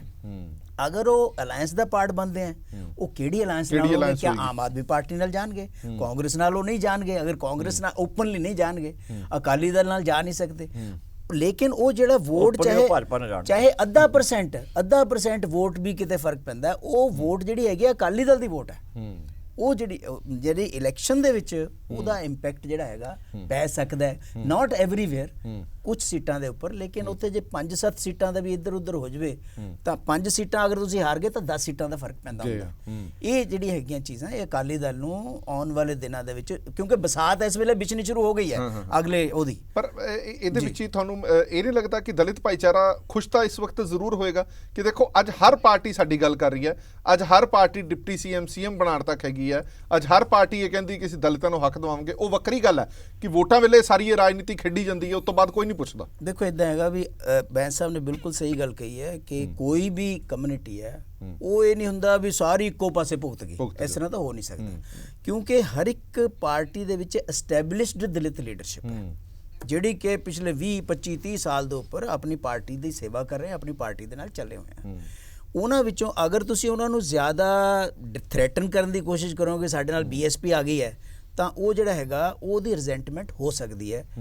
ਇਸੇ ਤਰੀਕੇ ਦੇ ਨਾਲ ਕਾਂਗਰਸ ਦੇ ਵਿੱਚ ਜਾਂ ਦੂਸਰੀ ਜਗ੍ਹਾ ਦੇ ਉੱਪਰ ਵੀ ਜਿੱਥੇ ਦਲਿਤ ਉਹਨਾਂ ਦੀ ਲੀਡਰਸ਼ਿਪ ਹੈਗੀ ਹੈ, ਉਹ ਕਦੇ ਵੀ, ਕਿਉਂਕਿ ਉਹਨਾਂ ਦੇ ਆਪਸ ਦੇ ਵਿੱਚ ਵੀ ਕੰਟਰਡਿਕਸ਼ਨ ਬੜੀਆਂ ਜ਼ਬਰਦਸਤ ਹੈ। ਇਹ ਨਹੀਂ ਹੈ ਵੀ ਦਲਿਤ 'ਚ ਕੰਟਰਡਿਕਸ਼ਨ ਨਹੀਂ ਹੈ, ਉਹ ਵੀ ਇੱਕ ਦੂਸਰੇ ਨੂੰ ਅੱਗੇ ਨਹੀਂ ਆਉਣ ਦੇਣਾ ਚਾਹੁੰਦੇ, ਕਿਉਂਕਿ ਉਹਨਾਂ ਦੀ ਲੀਡਰਸ਼ਿਪ ਅਦਰਵਾਈਜ਼ ਥ੍ਰੈਟ ਹੁੰਦੀ ਹੈ। ਬਿਲਕੁਲ। ਇਸ ਕਰਕੇ ਜਿਸ ਵੇਲੇ ਜਿਵੇਂ ਇਲੈਕਸ਼ਨ ਨੇੜੇ ਆਏਗਾ, ਉਹਦੇ ਨਾਲ ਦਲਿਤ ਲੀਡਰਸ਼ਿਪ ਦੀਆਂ ਕੰਟਰਡਿਕਸ਼ਨਸ ਵੀ ਖੁੱਲ੍ਹ ਕੇ ਸਾਹਮਣੇ ਆਉਣਗੀਆਂ। ਬਿਲਕੁਲ। ਬੈਂਸ ਸਾਹਿਬ, ਮੇਰਾ ਵੀ ਸਵਾਲ ਇਹੀ ਸੀਗਾ ਕਿ ਤੁਹਾਨੂੰ ਲੱਗਦਾ ਇਸ ਗੱਠਜੋੜ ਤੋਂ ਬਾਅਦ, ਚਲੋ ਪ੍ਰਾਪਤੀਆਂ ਦੀ ਗੱਲ ਬਾਅਦ ਚੋਂ ਹੈ, ਚੁਣੌਤੀਆਂ ਜ਼ਿਆਦਾ ਵੱਡੀਆਂ ਨਹੀਂ ਹੈ? ਮੈਂ ਪਹਿਲਾਂ ਪ੍ਰੈਸ ਸਾਹਿਬ ਨੇ ਗੱਲ ਕੀਤੀ, ਉਹ ਮੈਨੂੰ ਬਹੁਤ ਜ਼ਰੂਰੀ ਹੈ। ਉਹ ਇਸ ਕਰਕੇ ਜ਼ਰੂਰੀ ਹੈ ਕਿ ਜੇ ਤਾਂ ਪ੍ਰੈਸ ਖਾਲਿਦ ਕੋਈ ਬੀਜੇਪੀ ਦੇ ਮੈਂਬਰ ਹੁੰਦੇ ਜਾਂ ਕਾਂਗਰਸ ਦੇ ਹੁੰਦੇ ਜਾਂ ਕਿਸੇ ਹੋਰ ਪਾਰਟੀ ਦੇ ਹੁੰਦੇ, ਫਿਰ ਕੋਈ ਸਵਾਲ ਨਹੀਂ। ਪਰ ਇਹ ਸਿਆਸੀ ਮਾਹਰ ਨੇ ਤੇ ਇਹਨਾਂ ਦਾ ਇੱਕ ਰੁਤਬਾ ਵੀ ਹੋਰ ਹੈ ਤੇ ਇਹਨਾਂ ਦੀ ਸੋਚ ਵੀ ਜਿਹੜੀ ਵੱਡੀ ਹੈ ਸਾਡੇ ਨਾਲੋਂ। ਜੀ।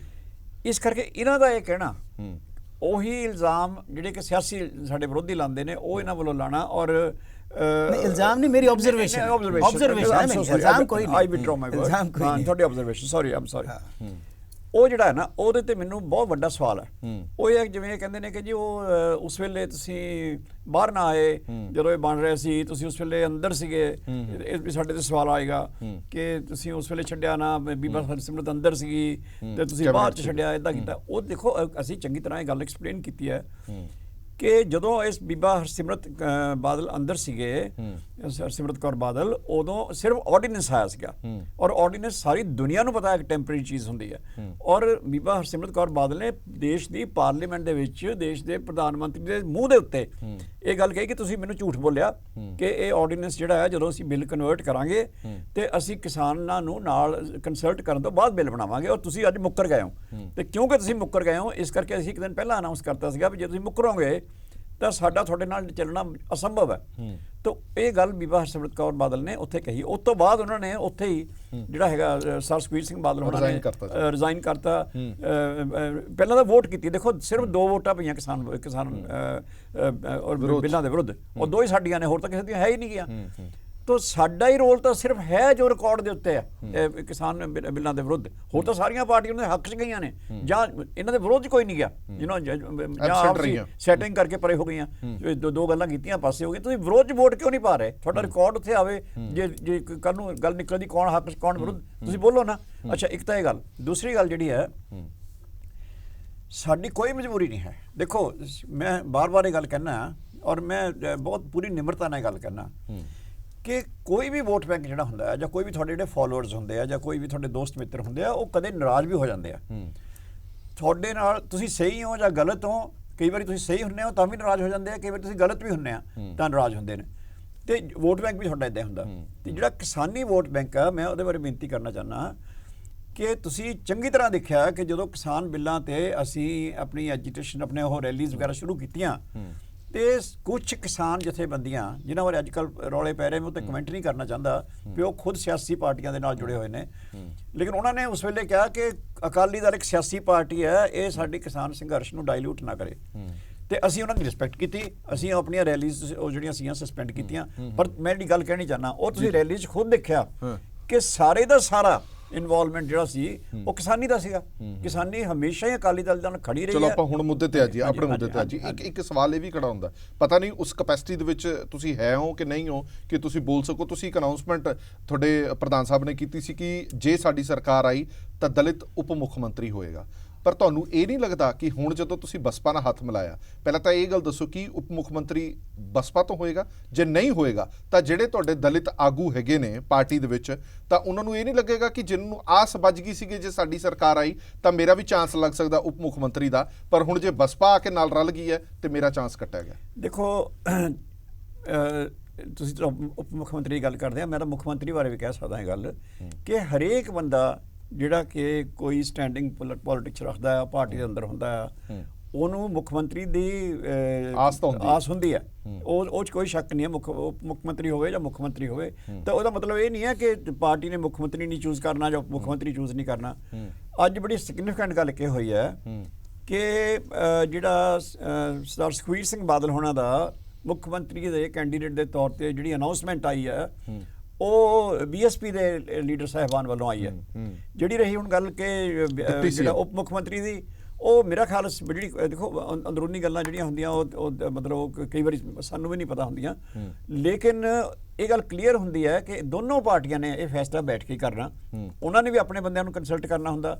ਸਾਡੇ ਵੀ ਦਲਿਤ ਲੀਡਰ ਬੜੇ ਵੱਡੇ ਲੀਡਰ ਨੇ, ਬੜੇ ਉੱਚੇ ਕੱਦ ਦੇ ਲੀਡਰ ਨੇ, ਬੜੀ ਵੱਡੀਆਂ ਕੁਰਬਾਨੀਆਂ ਨੇ ਉਹਨਾਂ ਦੀਆਂ। ਉਹੀ ਕਹਿ ਰਹੇ ਨਾ, ਉਹ ਉਹਨਾਂ ਨੂੰ ਵੀ ਕਿ ਉਹਨਾਂ ਨੂੰ ਇਹ ਤਾਂ ਲੱਗੇਗਾ ਸਾਡਾ ਪੱਤਾ ਕੱਟਿਆ ਗਿਆ। ਨਹੀਂ, ਇਹ ਇੱਕ ਤੁਹਾਨੂੰ ਹੋਰ ਬੇਨਤੀ ਕਰਾਂ, ਕੁਛ ਤਾਂ ਪੋਲੀਟੀਸ਼ੀਅਨ ਉਹ ਹੁੰਦੇ ਆ ਜਿਹੜੇ ਸਿਰਫ ਗਰਜ਼ਾਂ ਲਈ ਚੱਲਦੇ ਵੇ, ਮੇਰਾ ਪੱਤਾ ਕੱਟਿਆ ਗਿਆ ਕਿ ਨਹੀਂ ਕੱਟਿਆ ਗਿਆ। ਲੇਕਿਨ ਮੈਂ ਤੁਹਾਨੂੰ ਬਹੁਤ ਵੱਡੀਆਂ ਐਗਜ਼ਾਮਪਲਾਂ ਦਾਂਗਾ ਕਿ ਪੋਲੀਟਿਕਸ ਵਿੱਚ ਇਦਾਂ ਦੇ ਬਹੁਤ ਵੱਡੇ ਬੰਦੇ ਹੁੰਦੇ ਆ ਜਿਹੜੇ ਕਿ ਕਹਿੰਦੇ ਕਿ ਜੇ ਮੈਨੂੰ ਪਿੱਛੇ ਕਰਕੇ ਪਾਰਟੀ ਅੱਗੇ ਆਉਂਦੀ ਹੈ ਤਾਂ ਲੈ ਆਓ, ਕਿਉਂਕਿ ਅਖੀਰ ਦੇ ਵਿੱਚ ਤਾਂ ਜੇ ਪਾਰਟੀ ਅੱਗੇ ਆਏਗੀ ਤਾਂ ਹੀ ਮੈਂ ਅੱਗੇ ਆਊਂਗਾ ਨਾ। ਸੋ ਇਦਾਂ ਹੁੰਦਾ ਹੈ। ਲੇਕਿਨ ਜਿਹੜੀ ਸਪੈਸੀਫਿਕ ਤੁਹਾਡਾ ਸਵਾਲ ਆ, ਮੇਰਾ ਆਪਣਾ ਜਿਹੜਾ ਖਿਆਲ ਆ, ਉਹ ਜਿਸ ਤਰ੍ਹਾਂ ਇਹਨਾਂ ਨੇ ਅੱਜ ਅਨਾਉਂਸ ਕੀਤਾ ਵੀ ਕੋਆਰਡੀਨੇਸ਼ਨ ਕਮੇਟੀ ਬਣੇਗੀ, ਉਹ ਇਦਾਂ ਦੇ ਸਾਰੇ ਮਸਲੇ ਡਿਸਕਸ ਕਰੇਗੀ, ਇਹ ਕਰੇਗੀ, ਇਹ ਮੇਰਾ ਖਿਆਲ ਗੱਲਾਂ ਉਹਨਾਂ ਤੇ ਛੱਡਤੀਆਂ ਜਾਣਗੀਆਂ। ਠੀਕ ਹੈ ਇੱਕ ਛੋਟਾ ਜਿਹਾ ਸਵਾਲ ਹੋਰ ਹੈ। ਇਸ ਵਾਰ ਜਿਹੜੇ ਚੋਣ ਮੁੱਦੇ ਨੇ ਉਹ ਬਹੁਤ ਭਾਰੀ ਨੇ, ਬਹੁਤ ਸਾਰੇ ਮੁੱਦੇ ਨੇ। ਤੁਹਾਡਾ ਕੇਂਦਰ ਬੀਜੇਪੀ ਦੇ ਖਿਲਾਫ ਇਹ ਰਹੇਗਾ ਕਿ ਕਿਸਾਨ ਮਾਰੂ ਪਾਰਟੀ ਹੈ, ਤੁਹਾਡਾ ਕਾਂਗਰਸ ਦੇ ਖਿਲਾਫ ਬੜੇ ਸਾਰੇ ਉਹ ਨੇ ਕਿ ਜਿਹੜੇ ਇਹਨਾਂ ਨੇ ਵਾਅਦੇ ਨਹੀਂ ਪੂਰੇ ਕੀਤੇ, ਜਿਨ੍ਹਾਂ ਨੇ ਵਾਅਦਿਆਂ ਦੇ ਇਹ ਉਹ ਹੈ। ਹੁਣ ਮੈਂ ਇਹਨਾਂ ਸਾਰੇ ਮੁੱਦਿਆਂ ਦੇ ਵਿੱਚ ਕੀ ਇਹ ਵੰਡੇ ਜਾਣਗੇ ਮੁੱਦੇ? ਬਸਪਾ ਸਿਰਫ ਦਲਿਤ ਮੁੱਦਿਆਂ ਤੇ ਚੋਣ ਕੈਂਪੇਨ ਕਰੇਗੀ ਤੇ ਤੁਸੀਂ ਬਾਕੀ ਸਾਰੇ ਮੁੱਦਿਆਂ ਤੇ ਕੈਂਪੇਨ? ਨਹੀਂ, ਮੇਰਾ ਆਪਣਾ ਜਿਹੜਾ ਖਿਆਲ ਆ ਕਿ ਬਸਪਾ ਜਿਹੜੀ ਉਹ ਕਦੇ ਵੀ ਕੇਵਲ ਦਲਿਤ ਮੁੱਦਿਆਂ ਤੇ ਨਹੀਂ ਰਹੀ। ਦੇਖੋ ਮਾਇਆਵਤੀ ਹੁਣਾਂ ਨੇ ਜੋ ਉੱਥੇ ਯੂਪੀ 'ਚ ਸਰਕਾਰ ਬਣਾਈ ਆ, ਤਾਂ ਉਹ ਕੱਲੀ ਦਲਿਤ ਸਰਕਾਰ ਨਹੀਂ ਸੀਗੀ, ਉਹਨਾਂ ਨੇ ਉਹ ਕੰਪੋਜ਼ਿਟ ਸਰਕਾਰ ਬਣਾਈ ਸੀਗੀ। ਈਵਨ ਉਹ ਜਿਹੜੇ ਉਹਨਾਂ ਦੇ ਜਿਹਨਾਂ ਨੂੰ ਸੋ ਕਾਲਡ ਅਪਰ ਕਾਸਟ ਵਾਲੇ ਬੰਦੇ ਹੁੰਦੇ ਨੇ, ਕਿਹੜੀ ਉਹ ਸਪਾ ਪਾਰਟੀ ਹੈ ਜਿਹੜੀ, ਉਹ ਉਹਨਾਂ ਨਾਲ ਅਲਾਈਅੰਸ ਕਰਕੇ ਉਹਨਾਂ ਨੇ ਬਣਾਇਆ ਸੀਗਾ। ਪੰਜਾਬ ਦੇ ਵਿੱਚ ਲੈ ਲਓ, ਅਸੀਂ ਪੰਜਾਬ ਦੇ ਵਿੱਚ ਤੁਸੀਂ ਸਾਰੀ ਗੱਲ ਛੱਡੋ, ਬਸਪਾ ਦਾ ਵਿਜ਼ਨ ਕੀ ਹੈ? ਬਸਪਾ ਦਾ ਵਿਜ਼ਨ ਜਿਹੜਾ ਦੇਸ਼ ਬਾਰੇ, ਉਹ ਹੈਗਾ ਇੱਕ ਫੈਡਰਲ ਢਾਂਚਾ, ਉਹ ਹੈਗਾ ਮਾਈਨੋਰਿਟੀ ਔਰ ਮੈਜੋਰਿਟੀ ਦੇ ਵਿੱਚ ਸਮਾਨਤਾ, ਉਹ ਹੈਗਾ ਸਮਾਜਿਕ ਨਿਆਂ। ਸਭ ਤੋਂ ਵੱਡਾ ਇਹਨਾਂ ਦਾ ਜਿਹੜਾ ਗੱਲ ਹੈ ਇਹਨਾਂ ਦੀ, ਉਹ ਹੈ ਸਮਾਜਿਕ ਨਿਆਂ, ਸੋਸ਼ਲ ਜਸਟਿਸ। ਸੋਸ਼ਲ ਜਸਟਿਸ ਕੀ ਹੈ ਕਿ ਹਰੇਕ ਨੂੰ ਇਕਨੋਮਿਕ ਬਰਾਬਰੀ ਦੀਆਂ ਅਪਰਚੁਨਿਟੀਜ਼ ਬਰਾਬਰ ਮਿਲਣ, ਕਿਸੇ ਨੂੰ ਪਿਛੜਾ ਵਰਗ ਜਾਂ ਅਗਲਾ ਵਰਗ ਜਾਂ ਇਹ ਉਹ ਉਹਦਾ ਕੋਈ ਨੁਕਸਾਨ ਨਾ ਹੋਵੇ। ਇਹ ਤਾਂ ਸਾਰੇ ਉਹ ਚੀਜ਼ਾਂ ਨੇ ਜਿਹੜੀਆਂ ਕਿ ਅਕਾਲੀ ਦਲ ਤੇ ਸਾਡੇ ਵੀ ਮੈਨੀਫੈਸਟੋ 'ਚ ਉਹੀ ਨੇ। ਸਾਡੇ ਮੈਨੀਫੈਸਟੋ ਤੋਂ ਇਲਾਵਾ ਸਾਡਾ ਜਿਹੜਾ ਕੀ ਕਹਿੰਦੇ ਹੁੰਦੇ ਆ ਕਨਸਟੀਟਿਊਸ਼ਨ, ਉਹਦੇ ਵਿੱਚ ਵੀ ਇਹੀ ਨੇ। ਔਰ ਮੇਰਾ ਖਿਆਲ ਅਸੀਂ ਔਰ ਬਸਪਾ ਸਿਰਫ ਦੋ ਪਾਰਟੀਆਂ ਨੇ, ਜੇ ਇਹਨਾਂ ਦਾ ਆਪਾਂ ਮਿਨੀਮਮ ਪ੍ਰੋਗਰਾਮ ਲਗਭਗ ਸੇਮ ਜੇ ਕਨਸਟੀਟਿਊਸ਼ਨ ਬਾਹਰ ਕੱਢੋ ਮੈਂ ਦੋਨਾਂ ਪਾਰਟੀਆਂ ਦਾ ਨਾ, ਤਾਂ ਲਗਭਗ ਸੇਮ ਲੱਗੇਗਾ। ਹੁਣ ਚਲੋ ਇੱਕ ਹੋਰ ਅਹਿਮ ਸਵਾਲ ਵੀ ਹੈ, ਪਹਿਲਾਂ ਉਸ ਤੋਂ ਪਹਿਲਾਂ ਮੈਂ ਖਾਲਿਦ ਸਾਹਿਬ ਤੋਂ ਇੱਕ ਸਵਾਲ। ਖਾਲਿਦ ਸਾਹਿਬ, ਤੁਹਾਨੂੰ ਲੱਗਦਾ ਕਿ ਇਸ ਗੱਠਜੋੜ ਜਿਹੜਾ ਪਹਿਲਾ ਗੱਠਜੋੜ ਸੀਗਾ, ਅਕਾਲੀ ਬੀਜੇਪੀ ਦਾ ਗੱਠਜੋੜ ਸੀਗਾ, ਉਹਦੇ ਵਿੱਚੋਂ ਹੁਣ ਬੀਜੇਪੀ ਆਊਟ ਹੋ ਗਈ, ਬਸਪਾ ਆ ਗਈ, ਬਸਪਾ ਉਹ ਰੋਲ ਨਿਭਾ ਪਾਏਗੀ ਜਾਂ ਉਸ ਤੋਂ ਵੱਧ ਜਾਂ ਉਸ ਤੋਂ ਘੱਟ ਰਹੇਗੀ? ਇੱਕ ਬ੍ਰੌਡ ਐਨਾਲਿਸਿਸ ਜਦੋਂ ਆਪਾਂ ਦੇਖਦੇ ਹਾਂ, ਦੇਖੋ ਇਦਾਂ ਹੈਗਾ ਕਿ ਬੀਜੇਪੀ ਦੀ ਜਿਹੜੇ ਵੋਟ ਸ਼ੇਅਰ ਹੈਗੇ ਆ ਕਿਸੇ ਵੀ ਪੰਜਾਬ ਦੇ ਇਲੈਕਸ਼ਨ ਦੇ ਵਿੱਚ, ਚਾਹੇ ਉਹ ਲੋਕ ਸਭਾ ਦਾ ਹੋਵੇ ਚਾਹੇ ਉਹ ਵਿਧਾਨ ਸਭਾ ਦਾ ਹੋਵੇ, ਉਹ 7-8% ਤੋਂ ਵੱਧ ਨਹੀਂ ਹੁੰਦਾ। ਅੱਛਾ, ਉਹਨਾਂ ਨੂੰ ਅਕਾਲੀ ਜਿਹੜਾ ਸੀਗਾ ਵੋਟ, ਉਹਦਾ ਕਾਫੀ ਜ਼ਿਆਦਾ ਫਾਇਦਾ ਮਿਲਦਾ ਸੀਗਾ। ਜਿੱਥੇ ਤੱਕ ਬੀਐਸਪੀ ਦਾ ਸਵਾਲ ਹੈ, ਬੀਐਸਪੀ ਕਈ ਜਗ੍ਹਾ ਦੇ ਉੱਪਰ ਆਪਣਾ ਵੋਟ ਜਿਹੜਾ ਹੈਗਾ ਅਗਰ ਟ੍ਰਾਂਸਫਰ ਕਰਦੀ ਹੈ ਅਕਾਲੀ ਦਲ ਨੂੰ, ਤਾਂ ਅਕਾਲੀ ਦਲ ਨੂੰ ਫਾਇਦਾ ਹੋ ਸਕਦਾ, ਲੇਕਿਨ ਬੀਐਸਪੀ ਨੂੰ ਲਾਰਜਰ ਫਾਇਦਾ ਹੋ ਸਕਦਾ, ਉਹ ਹੋਊਗਾ, ਕਿਉਂਕਿ ਬੀਐਸਪੀ ਇਸ ਵੇਲੇ ਵਿਧਾਨ ਸਭਾ ਦੇ ਵਿੱਚ ਤਾਂ ਨਾਨ ਐਗਜ਼ਿਸਟੈਂਟ ਹੈ। ਅਗਰ ਉਹਨਾਂ ਨੂੰ ਕੁਝ ਸੀਟਾਂ ਵੀ ਮਿਲ ਜਾਂਦੀਆਂ ਤਾਂ ਉਹਨਾਂ ਦੀ ਪ੍ਰਾਪਤੀ ਹੋਊਗੀ ਜਿਹੜੀ ਕਿ ਅਕਾਲੀ ਦਲ ਨਾਲ ਮਿਲ ਕੇ ਹੋ ਸਕਦੀ ਹੈ। ਦੂਸਰੀ ਚੀਜ਼ ਜਿਹੜੀ ਹੈ ਕਿ ਤੁਹਾਨੂੰ ਪਤਾ ਹੈ ਕਿ ਬੀਐਸਪੀ ਜਿਹੜੀ ਹੈਗੀ ਹੈ ਉਹ ਪੰਜਾਬ ਦੇ ਵਿੱਚ ਹੀ ਪੈਦਾ ਹੋਈ ਸੀ ਐਜ਼ DS4, ਠੀਕ ਹੈ ਨੀ, ਐਜ਼ DS4 ਹੁੰਦੀ ਸੀਗੀ। ਉਹਦਾ ਜਿਹੜਾ ਸੀਗਾ ਕੇਂਦਰ ਬਿੰਦੂ ਸੀਗਾ ਉਹ ਦਲਿਤ ਮੁੱਦੇ ਹੀ ਸੀਗੇ। ਬਾਅਦ ਦੇ ਵਿੱਚ ਲੈਜੀਟੀਮੇਸੀ ਲਿਆਉਣ ਵਾਸਤੇ, ਆਪਣੇ ਆਪ ਨੂੰ ਵਿਸਥਾਰ ਕਰਨ ਵਾਸਤੇ ਦੂਸਰੇ ਮੁੱਦੇ ਵੀ ਜਿਹੜੇ ਸੀਗੇ ਲਿਆਂਦੇ। ਹੁਣ ਡਿਪੈਂਡ ਇਹ ਕਰਦਾ ਹੈ ਕਿ ਅਕਾਲੀ ਦਲ ਦਾ ਇੱਕ ਆਪਣਾ ਪੈਰਾਮੀਟਰ ਹੈ ਮੁੱਦਿਆਂ ਦਾ, ਉਹਨਾਂ ਦਾ ਆਪਣਾ ਇੱਕ ਪੈਰਾਮੀਟਰ ਹੈ। ਉਹਨਾਂ ਦੋਨਾਂ ਦੇ ਵਿੱਚ ਕਾਮਨੈਲਿਟੀ ਕਿੱਥੇ ਹੋਏਗੀ, ਜਿਹਨੂੰ ਆਪਾਂ ਕਾਮਨ ਮਿਨੀਮਮ ਪ੍ਰੋਗਰਾਮ ਕਹਿੰਦੇ ਹਾਂ। ਉਹ ਕਾਮਨ ਮਿਨੀਮਮ ਪ੍ਰੋਗਰਾਮ ਕਿਆ ਜਿਸ ਵੇਲੇ ਇਲੈਕਸ਼ਨ ਹੋ ਜਾਏਗਾ ਉਸ ਤੋਂ ਬਾਅਦ ਬਣੇਗਾ ਜਾਂ ਇਕੱਠਾ ਮੈਨੀਫੈਸਟੋ ਬਣੇਗਾ? ਕਿਆ ਦੋਨੇ ਪੋਲੀਟੀਕਲ ਪਾਰਟੀਆਂ ਆਪਣਾ ਅੱਡ ਮੈਨੀਫੈਸਟੋ ਇਸ ਇਲੈਕਸ਼ਨ ਵਾਸਤੇ ਭੇਜਣਗੀਆਂ ਜਾਂ ਇਕੱਠਾ ਮੈਨੀਫੈਸਟੋ ਭੇਜਣਗੀਆਂ? ਅਗਰ ਇਕੱਠਾ ਮੈਨੀਫੈਸਟੋ ਭੇਜਣਗੀਆਂ ਤਾਂ ਬੀਐਸਪੀ ਦੇ ਮੁੱਦੇ ਕਿੰਨੇ ਭਾਰੂ ਰਹਿਣਗੇ, ਅਕਾਲੀ ਦਲ ਦੇ ਮੁੱਦੇ ਕਿੰਨੇ ਭਾਰੂ ਰਹਿਣਗੇ? ਆਫ ਕੋਰਸ ਕੁਝ ਮੁੱਦੇ ਕਾਮਨ ਹੈ, ਜਿਵੇਂ ਕਿ ਦੋਨੇ ਰੀਜਨਲ ਪੋਲੀਟੀਕਲ ਪਾਰਟੀਆਂ ਹੈ ਜਿਨ੍ਹਾਂ ਦੇ ਵਿੱਚ ਫੈਡਰਲ ਸਟਰਕਚਰ ਜਿਹੜਾ ਇੱਕ ਬੜਾ ਇੰਪੋਰਟੈਂਟ ਐਸਪੈਕਟ ਹੈਗਾ। ਲੇਕਿਨ ਜਿਸ ਤਰੀਕੇ ਦੇ ਨਾਲ ਪਿਛਲੇ ਕੁਝ ਸਾਲਾਂ ਦੇ ਵਿੱਚ ਅਕਾਲੀ ਦਲ ਨੇ ਬੀਜੇਪੀ ਨਾਲ ਮਿਲ ਕੇ ਆਪਣਾ ਜਿਹੜਾ ਫੈਡਰਲ ਸਟਰਕਚਰ ਦੇ ਬਾਰੇ ਸਟੈਂਡ ਥਾ ਉਹਨੂੰ ਥੋੜਾ ਡਾਇਲੂਟ ਲੱਗਿਆ ਕਿ ਹੋ ਗਿਆ, ਉਸ ਚੀਜ਼ ਨੂੰ ਦੁਬਾਰਾ ਸਟਰੈਂਥਨ ਕਰੂਗੇ ਅਕਾਲੀ ਦਲ। ਪਲੱਸ ਜਿਹੜੀ ਬੀਐਸਪੀ ਹੈ ਉਹ ਵੀ ਕਹੇਗਾ ਕਿ ਹਾਂ ਫੈਡਰਲ ਸਟਰਕਚਰ ਸਾਡਾ ਮੇਨ ਮੁੱਦਾ ਹੋਏਗਾ, ਉਹ ਇੱਕ ਕਾਮਨ ਪ੍ਰੋਗਰਾਮ ਬਣ ਸਕਦਾ ਹੈ। ਇਸੇ ਤਰੀਕੇ ਨਾਲ ਸੋਸ਼ਲ ਜਸਟਿਸ ਦੀ ਗੱਲ ਹੈ। ਆਫ ਕੋਰਸ ਅਕਾਲੀ ਦਲ ਜਿਹੜਾ ਹੈਗਾ ਸੋਸ਼ਲ ਜਸਟਿਸ ਦੇ ਉੱਪਰ ਕਾਫੀ ਜ਼ਿਆਦਾ ਖੜਾ ਰਿਹਾ ਕਈ ਚੀਜ਼ਾਂ ਦੇ ਉੱਪਰ, ਕਿਉਂਕਿ ਇੱਕ ਮਾਈਨੋਰਿਟੀ ਨੂੰ ਰਿਪਰੈਜ਼ੈਂਟ ਕਰਦਾ, ਇੱਕ ਰੀਜਨਲ ਐਸਪੀਰੇਸ਼ਨਸ ਨੂੰ ਰਿਪਰੈਜ਼ੈਂਟ ਕਰਦਾ। ਇਸ ਕਰਕੇ ਸੋਸ਼ਲ ਜਸਟਿਸ ਦੇ ਵਿੱਚ ਬੀਐਸਪੀ ਤੇ ਅਕਾਲੀ ਦਲ ਦੋਨੇ ਇੱਕ ਕਾਮਨ ਪੁਆਇੰਟ ਬਣਾ ਸਕਦੇ ਆ। ਹੁਣ ਇਹਨਾਂ ਦੀ ਜਿਹੜੀਆਂ ਕੋਰ ਕਮੇਟੀਜ਼ ਹੈਗੀਆਂ ਜਾਂ ਇਹਨਾਂ ਦੀ ਜਿਹੜੀ ਕੋਆਰਡੀਨੇਸ਼ਨ ਕਮੇਟੀ ਬਣੇਗੀ ਦੋਨਾਂ ਪੋਲੀਟੀਕਲ ਪਾਰਟੀਜ਼ ਦੀ, ਉਹਦੇ ਵਿੱਚ ਬੈਠ ਕੇ ਡਿਸਾਈਡ ਹੋਏਗਾ ਕਿ ਕਿਹੜੇ ਮੁੱਦੇ ਜਿਹੜੇ ਹੈਗੇ ਆ ਉਹ ਵੋਟ ਕੈਚਰ ਵੀ ਹੋ ਸਕਦੇ ਆ ਤੇ ਉਹਨਾਂ ਦੀ ਆਈਡੀਓਲੋਜੀਜ਼ ਜਿਹੜੀ ਹੈਗੀਆਂ ਉਹਨਾਂ ਨੂੰ ਵੀ ਨਾਲ ਲੈ ਕੇ ਚੱਲ ਸਕਦੇ ਆ। ਇਹ ਜਿਹੜਾ ਹੈਗਾ ਇਹ ਬੈਂਸ ਸਾਹਿਬ ਦੱਸ ਸਕਦੇ ਆ ਕਿ ਕਿਸ ਤਰੀਕੇ ਦੇ ਨਾਲ ਉਹ ਇਹਨੂੰ ਸੌਰਟ ਆਊਟ ਕਰਨਗੇ ਆਉਣ ਵਾਲੇ ਦਿਨਾਂ ਦੇ ਵਿੱਚ। ਬੈਂਸ ਸਾਹਿਬ, ਹੁਣੇ ਆਮ ਆਦਮੀ ਪਾਰਟੀ ਨੇ, ਆਪਾਂ ਜਦੋਂ ਡਿਬੇਟ ਕਰ ਰਹੇ ਹਾਂ ਉਸ ਤੋਂ ਪਹਿਲਾਂ ਇੱਕ ਪ੍ਰੈਸ ਕਾਨਫਰੰਸ ਕੀਤੀ ਹੈ, ਉਹਨਾਂ ਨੇ ਇੱਕ ਤੰਜ ਕੱਸਿਆ, ਕਹਿੰਦੇ ਆ ਕਿ ਸਿਰਫ ਨਾਮ ਹੀ ਬਦਲਿਆ, ਪਾਰਟੀ ਤੇ ਪਾਰਟੀ ਦੀ ਸੋਚ ਬਰਾਬਰ ਹੀ ਹੈ। ਉਹਨਾਂ ਨੇ ਇੱਥੇ ਤੱਕ ਇਲਜ਼ਾਮ ਲਾਇਆ ਕਿ ਬਸਪਾ ਬੀਜੇਪੀ ਤੋਂ ਪੁੱਛੇ ਬਿਨਾ ਕੋਈ ਕੰਮ ਨਹੀਂ ਕਰਦੀ, ਆਪਣਾ ਦਫ਼ਤਰ ਤੱਕ ਨਹੀਂ ਖੋਲਦੀ, ਔਰ ਇਹ ਅੰਦਰ ਖਾਤੇ ਸੈਟਿੰਗ ਬੀਜੇਪੀ ਦੇ ਨਾਲ ਹੀ ਅਕਾਲੀ ਦਲ ਦੀ ਹੋਈ ਹੈ ਕਿ ਤੁਸੀਂ ਸਾਡਾ ਏ ਰੂਪ ਛੱਡ ਕੇ ਬੀ ਰੂਪ ਨਾਲ ਸਮਝੌਤਾ ਕਰ ਲਓ। ਔਰ ਇਹ ਗੱਲ ਉਹ ਪਾਰਟੀ ਕਹਿ ਰਹੀ ਹੈ ਜਿਹਨੂੰ ਸਿੱਧਾ ਸਿੱਧਾ ਬੀਜੇਪੀ ਦੀ ਬੀ ਟੀਮ ਕਿਹਾ ਜਾਂਦਾ। ਤੁਹਾਨੂੰ ਪਤਾ ਹੈ ਨਾ ਕੇਜਰੀਵਾਲ ਸਾਹਿਬ ਦੀ ਬੈਕਗ੍ਰਾਉਂਡ ਕੀ ਹੈ, ਸਵਾਮੀ ਵਿਵੇਕਾਨੰਦ ਇੰਸਟੀਚਿਊਟ ਚੋਂ ਆਏ ਨੇ, ਜਿਹੜੇ ਆਰਐਸਐਸ ਦਾ ਹੈਗਾ। ਇਹਨਾਂ ਬਾਰੇ ਤਾਂ ਕੁਝ ਕਹਿਣ ਦੀ ਲੋੜ ਹੀ ਨਹੀਂ ਨਾ, ਕਹਿੰਦੇ ਹੁੰਦੇ ਛੱਜ ਤਾਂ ਬੋਲੇ, ਬੇਨਤੀ ਕਰਾਂ ਛੱਜ ਤਾਂ ਬੋਲੇ ਛਾਨਣੀ ਕਿਉਂ ਬੋਲੇ, ਕਿ ਇਹ ਮਤਲਬ ਇਹ ਕੀ ਕਹਿਣਾ ਚਾਹੁੰਦੇ ਆ ਵੀ ਬੀਐਸਪੀ ਮਤਲਬ ਜਿੱਦਾਂ ਇਹ ਬੀ ਟੀਮ ਨੇ ਤਾਂ ਬੀਐਸਪੀ ਸੀ ਟੀਮ ਹੈ, ਬੀਜੇਪੀ ਦੀ ਇੱਕੋ ਟੀਮ ਹੈ। ਮੈਂ ਦੱਸਾਂ ਤੁਹਾਨੂੰ ਇਹਦੇ ਬਾਰੇ ਗੱਲ ਇਹ ਕਿ ਚਲੋ ਕਹਿਣ ਨੂੰ ਤਾਂ ਜੋ ਮਰਜ਼ੀ ਕਹੀ ਜਾਣ, ਕਹਿੰਦੇ ਉਹਨੇ ਪੱਲੇ ਕੱਖ ਹੈ ਨਹੀਂਗਾ, ਹੁਣ ਜੋ ਮਰਜ਼ੀ ਕਹੀ ਜਾਓ। ਅਸਲੀ ਗੱਲ ਕੀ ਹੈ, ਪਹਿਲਾਂ ਤਾਂ ਜਿਹੜੀ ਪ੍ਰੈਸ ਸਾਹਿਬ ਨੇ ਗੱਲ ਕੀਤੀ ਦਲਿਤ ਬਾਰੇ, ਦਲਿਤ ਦੀ ਪਰਿਭਾਸ਼ਾ ਕੀ ਹੈ, ਜਿਹੜਾ DS4 ਦੇ ਤੌਰ ਤੇ ਸ਼ੁਰੂ ਹੋਈ ਸੀ, ਦਲਿਤ ਸੋਸ਼ਲ ਸਮਾਜ, ਹਾਂਜੀ, ਤੇ ਸੋਸ਼ਲ ਦਲਿਤ ਸੋਸ਼ਲ ਸਮਾਜ ਕੁਛ ਇਸ ਤਰ੍ਹਾਂ ਸੀ ਚਾਰ। ਚਲੋ ਉਸ ਵੇਲੇ ਜਿਹੜੀ ਦਲਿਤ ਦੀ ਪਰਿਭਾਸ਼ਾ ਦਿੱਤੀ ਗਈ ਸੀ ਉਹ ਸੀ ਦਿੱਤੀ, ਇਹ ਨਹੀਂ ਦਿੱਤੀ ਕਾਸਟ ਵਾਈਜ਼ ਨਹੀਂ ਦਿੱਤੀ ਗਈ, ਉਹ ਦਿੱਤੀ ਗਈ ਸੀ ਕੋਈ ਵੀ ਉਹ ਵਿਅਕਤੀ ਜਿਹੜਾ ਸਮਾਜ ਦੇ ਵਿੱਚ ਇਕਨੋਮਿਕ ਇਨਸਾਫ ਦੀ ਅਣਹੋਂਦ ਤੋਂ ਪੀੜਤ ਹੈ। ਅੱਛਾ, ਉਹੀ ਸ਼੍ਰੋਮਣੀ ਅਕਾਲੀ ਦਲ ਦਾ ਕਿ ਅਸੀਂ ਵੀ ਇਹੀ ਕਰ। ਅੱਛਾ, ਹੋਰ ਤੁਸੀਂ ਦੇਖੋ ਇੱਕ ਕਿ ਜਿਹੜਾ ਜੇ ਆਪਾਂ ਦਲਿਤ ਨੂੰ ਉਸ ਤਰ੍ਹਾਂ ਲਈਏ ਕਿ ਜਿਹੜੇ ਐਕਸਪਲੋਇਟਡ ਕਲਾਸਿਸ ਨੇ ਉਹਨਾਂ ਨਾਲ ਜਸਟਿਸ ਦੇਣਾ, ਤੇ ਮੇਰਾ ਖਿਆਲ ਜਿੰਨੀਆਂ ਦੇਸ਼ ਦੇ ਵਿੱਚ, ਇਕੱਲੇ ਪੰਜਾਬ ਦੀ ਗੱਲ ਨਹੀਂ ਕਰ ਰਿਹਾ, ਦੇਸ਼ ਦੇ ਵਿੱਚ ਜੇ ਉਸ ਵਰਗ ਲਈ ਕੰਕਰੀਟ ਪ੍ਰੋਗਰਾਮ ਸ਼ੁਰੂ ਕੀਤੇ ਗਏ ਆ, ਸਕੀਮਾਂ ਦਿੱਤੀਆਂ ਗਈਆਂ, ਚਾਹੇ ਉਹ ਸ਼ਗਨ ਸਕੀਮ ਤੋਂ ਸ਼ੁਰੂ ਹੋਈ 1997 ਦੇ ਵਿੱਚ, ਜਾਂ ਉਹ ਬਿਜਲੀ ਜਿਹੜੇ ਸੀ ਡੋਮੈਸਟਿਕ ਪਾਵਰ ਦੀ ਸ਼ੁਰੂ ਕੀਤੀ ਗਈ, ਜਾਂ ਗਰੀਬਾਂ ਨੂੰ ਪੈਨਸ਼ਨ ਦੀ ਦੇਣੀ ਸ਼ੁਰੂ ਕੀਤੀ ਗਈ, ਜਾਂ ਆਟਾ ਦਾਲ ਦੀ ਸਕੀਮ ਸ਼ੁਰੂ ਕੀਤੀ ਗਈ, ਸਾਰੀਆਂ ਹੀ ਸਕੀਮਾਂ ਜਿਹੜੀਆਂ ਨੇ ਅਕਾਲੀ ਸਰਕਾਰ ਵੱਲੋਂ ਸ਼ੁਰੂ ਕੀਤੀਆਂ, ਸਰਕਾਰ ਸਿੰਘ ਬਾਦਲ ਹੋਣਾ ਵੱਲੋਂ।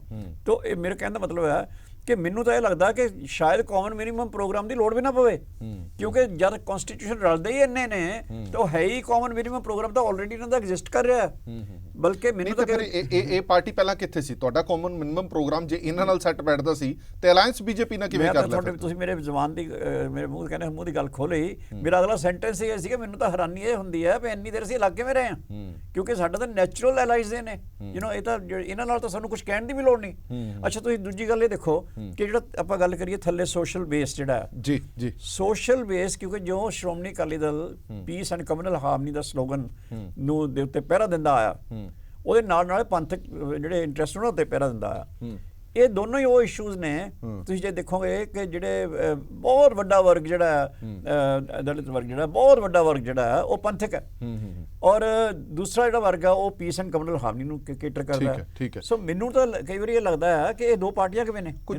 ਕੁਝ ਲੋਕ ਇਹ ਵੀ ਕਹਿੰਦੇ ਨੇ ਕਿ ਅਕਾਲੀ ਦਲ ਨੂੰ ਇਹ ਲੱਗਣ ਲੱਗ ਗਿਆ ਸੀ ਕਿ ਦਲਿਤ ਵੋਟ ਜਿਹੜੀ ਉਹ ਬੀਜੇਪੀ ਵੱਲ ਟਿਲਟ ਹੋ ਸਕਦੀ ਹੈ, ਕਿਉਂਕਿ ਉਹ ਕੋਸ਼ਿਸ਼ ਕੀਤੀ ਜਾ ਰਹੀ ਹੈ ਪੰਜਾਬ ਦੇ ਵਿੱਚ ਜੋ ਮਾਹੌਲ ਸੀਗਾ ਕਿ ਇੱਕ ਦਲਿਤ ਭਾਈਚਾਰੇ ਵੱਲੋਂ ਅਰਦਾਸ ਕੀਤੀ ਜਾ ਰਹੀ ਹੈ, ਫਿਰ ਦਲਿਤ ਵਰਸਸ ਕਿਸਾਨ ਇੱਕ ਜੰਗ ਛੇੜਨ ਦੀ ਇੱਕ ਸਾਜ਼ਿਸ਼ ਕੀਤੀ ਜਾ ਰਹੀ ਹੈ, ਉਹ ਵੋਟ ਪੋਲਰਾਈਜ਼ ਹੋ ਰਹੀ ਹੈ, ਇਹ ਕਿਤੇ ਨਾ ਕਿਤੇ ਨਜ਼ਰ ਆ ਰਿਹਾ ਸੀਗਾ। ਉਸ ਵੋਟ ਨੂੰ ਸੰਨ ਲਾਉਣ ਦੇ ਲਈ ਤੁਹਾਡੇ ਕੋਲ ਬਸਪਾ ਹੀ ਹਥਿਆਰ ਸੀ ਜਿਹੜਾ ਤੁਸੀਂ ਅਪਣਾਇਆ। ਨਹੀਂ, ਮੈਂ ਸਗੋਂ ਇਹਦੇ ਉਲਟ ਕਰਾਂ ਗੱਲ। ਉਹ ਤਾਂ ਡੈਸਪੀਰੇਸ਼ਨ ਦੀ ਗੱਲਾਂ ਜਿਹੜੀਆਂ ਕਰਦੇ ਨੇ ਇਹ ਅਰਦਾਸ ਵਾਲੀ ਗੱਲ ਜਾਂ ਹੋਰ ਇਦਾਂ ਦੀਆਂ ਕਈ ਗੱਲਾਂ, ਉਹ ਤਾਂ ਪ੍ਰੈਸ ਸਾਹਿਬ ਨੂੰ ਇੱਥੋਂ ਜ਼ਿਆਦਾ ਪਤਾ।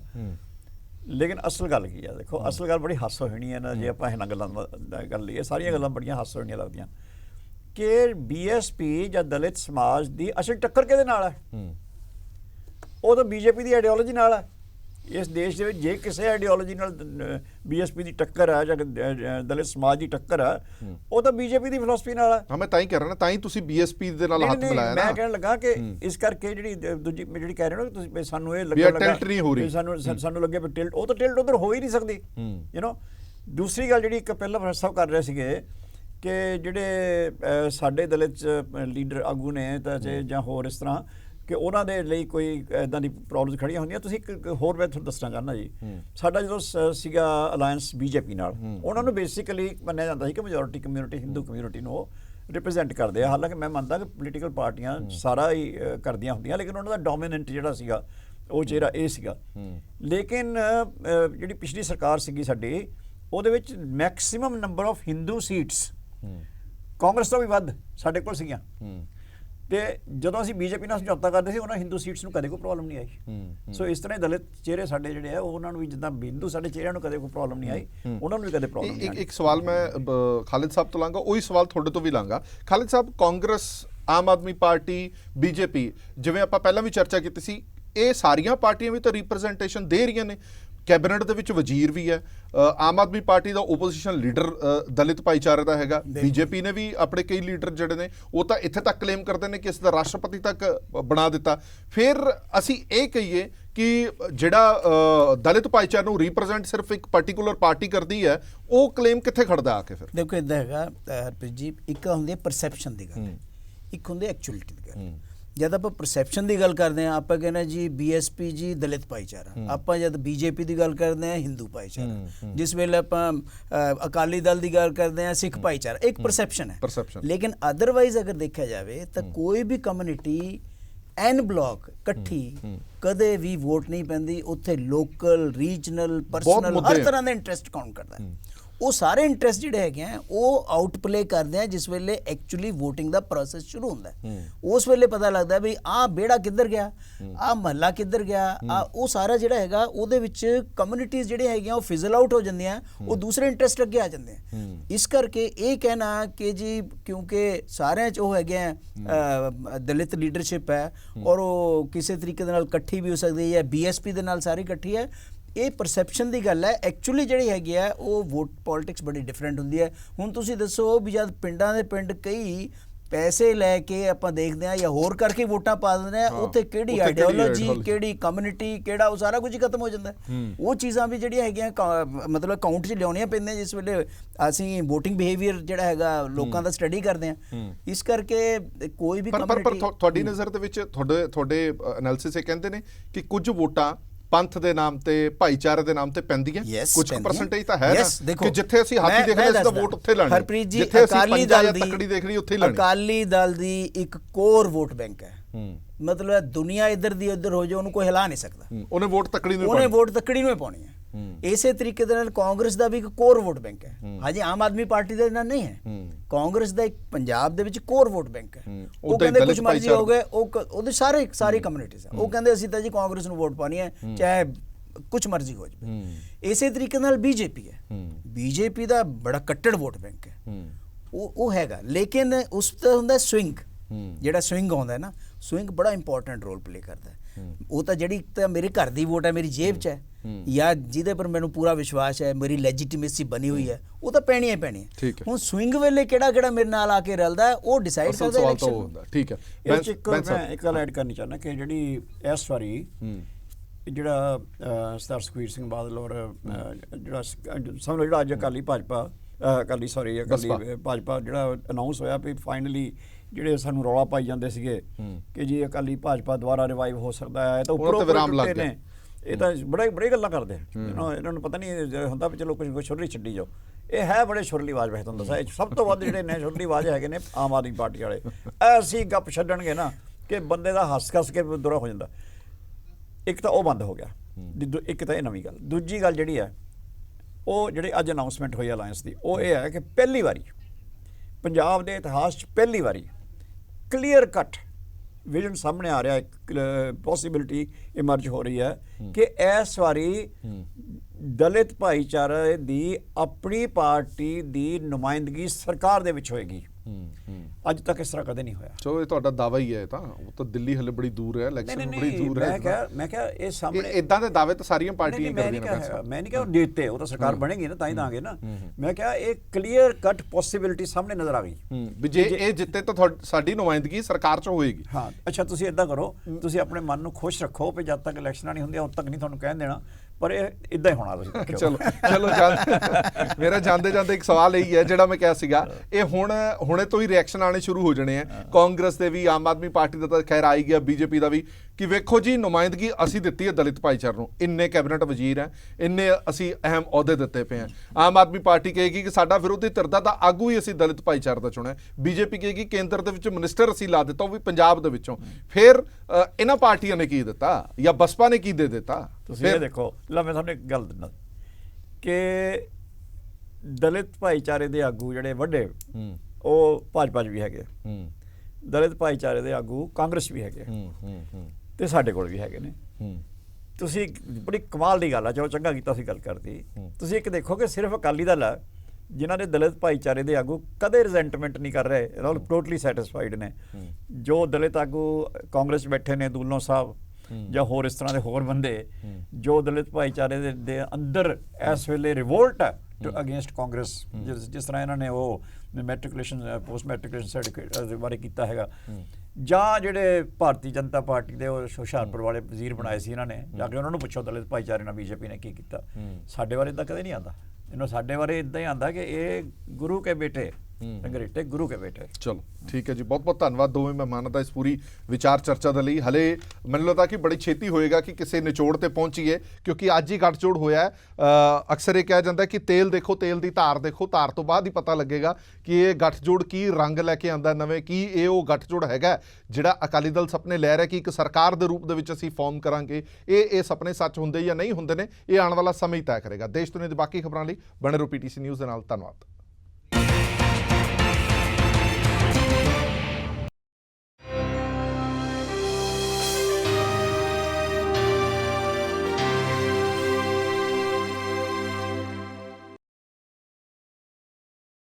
Presented by KEI Wires and Cables, her tension सही चलती रहे।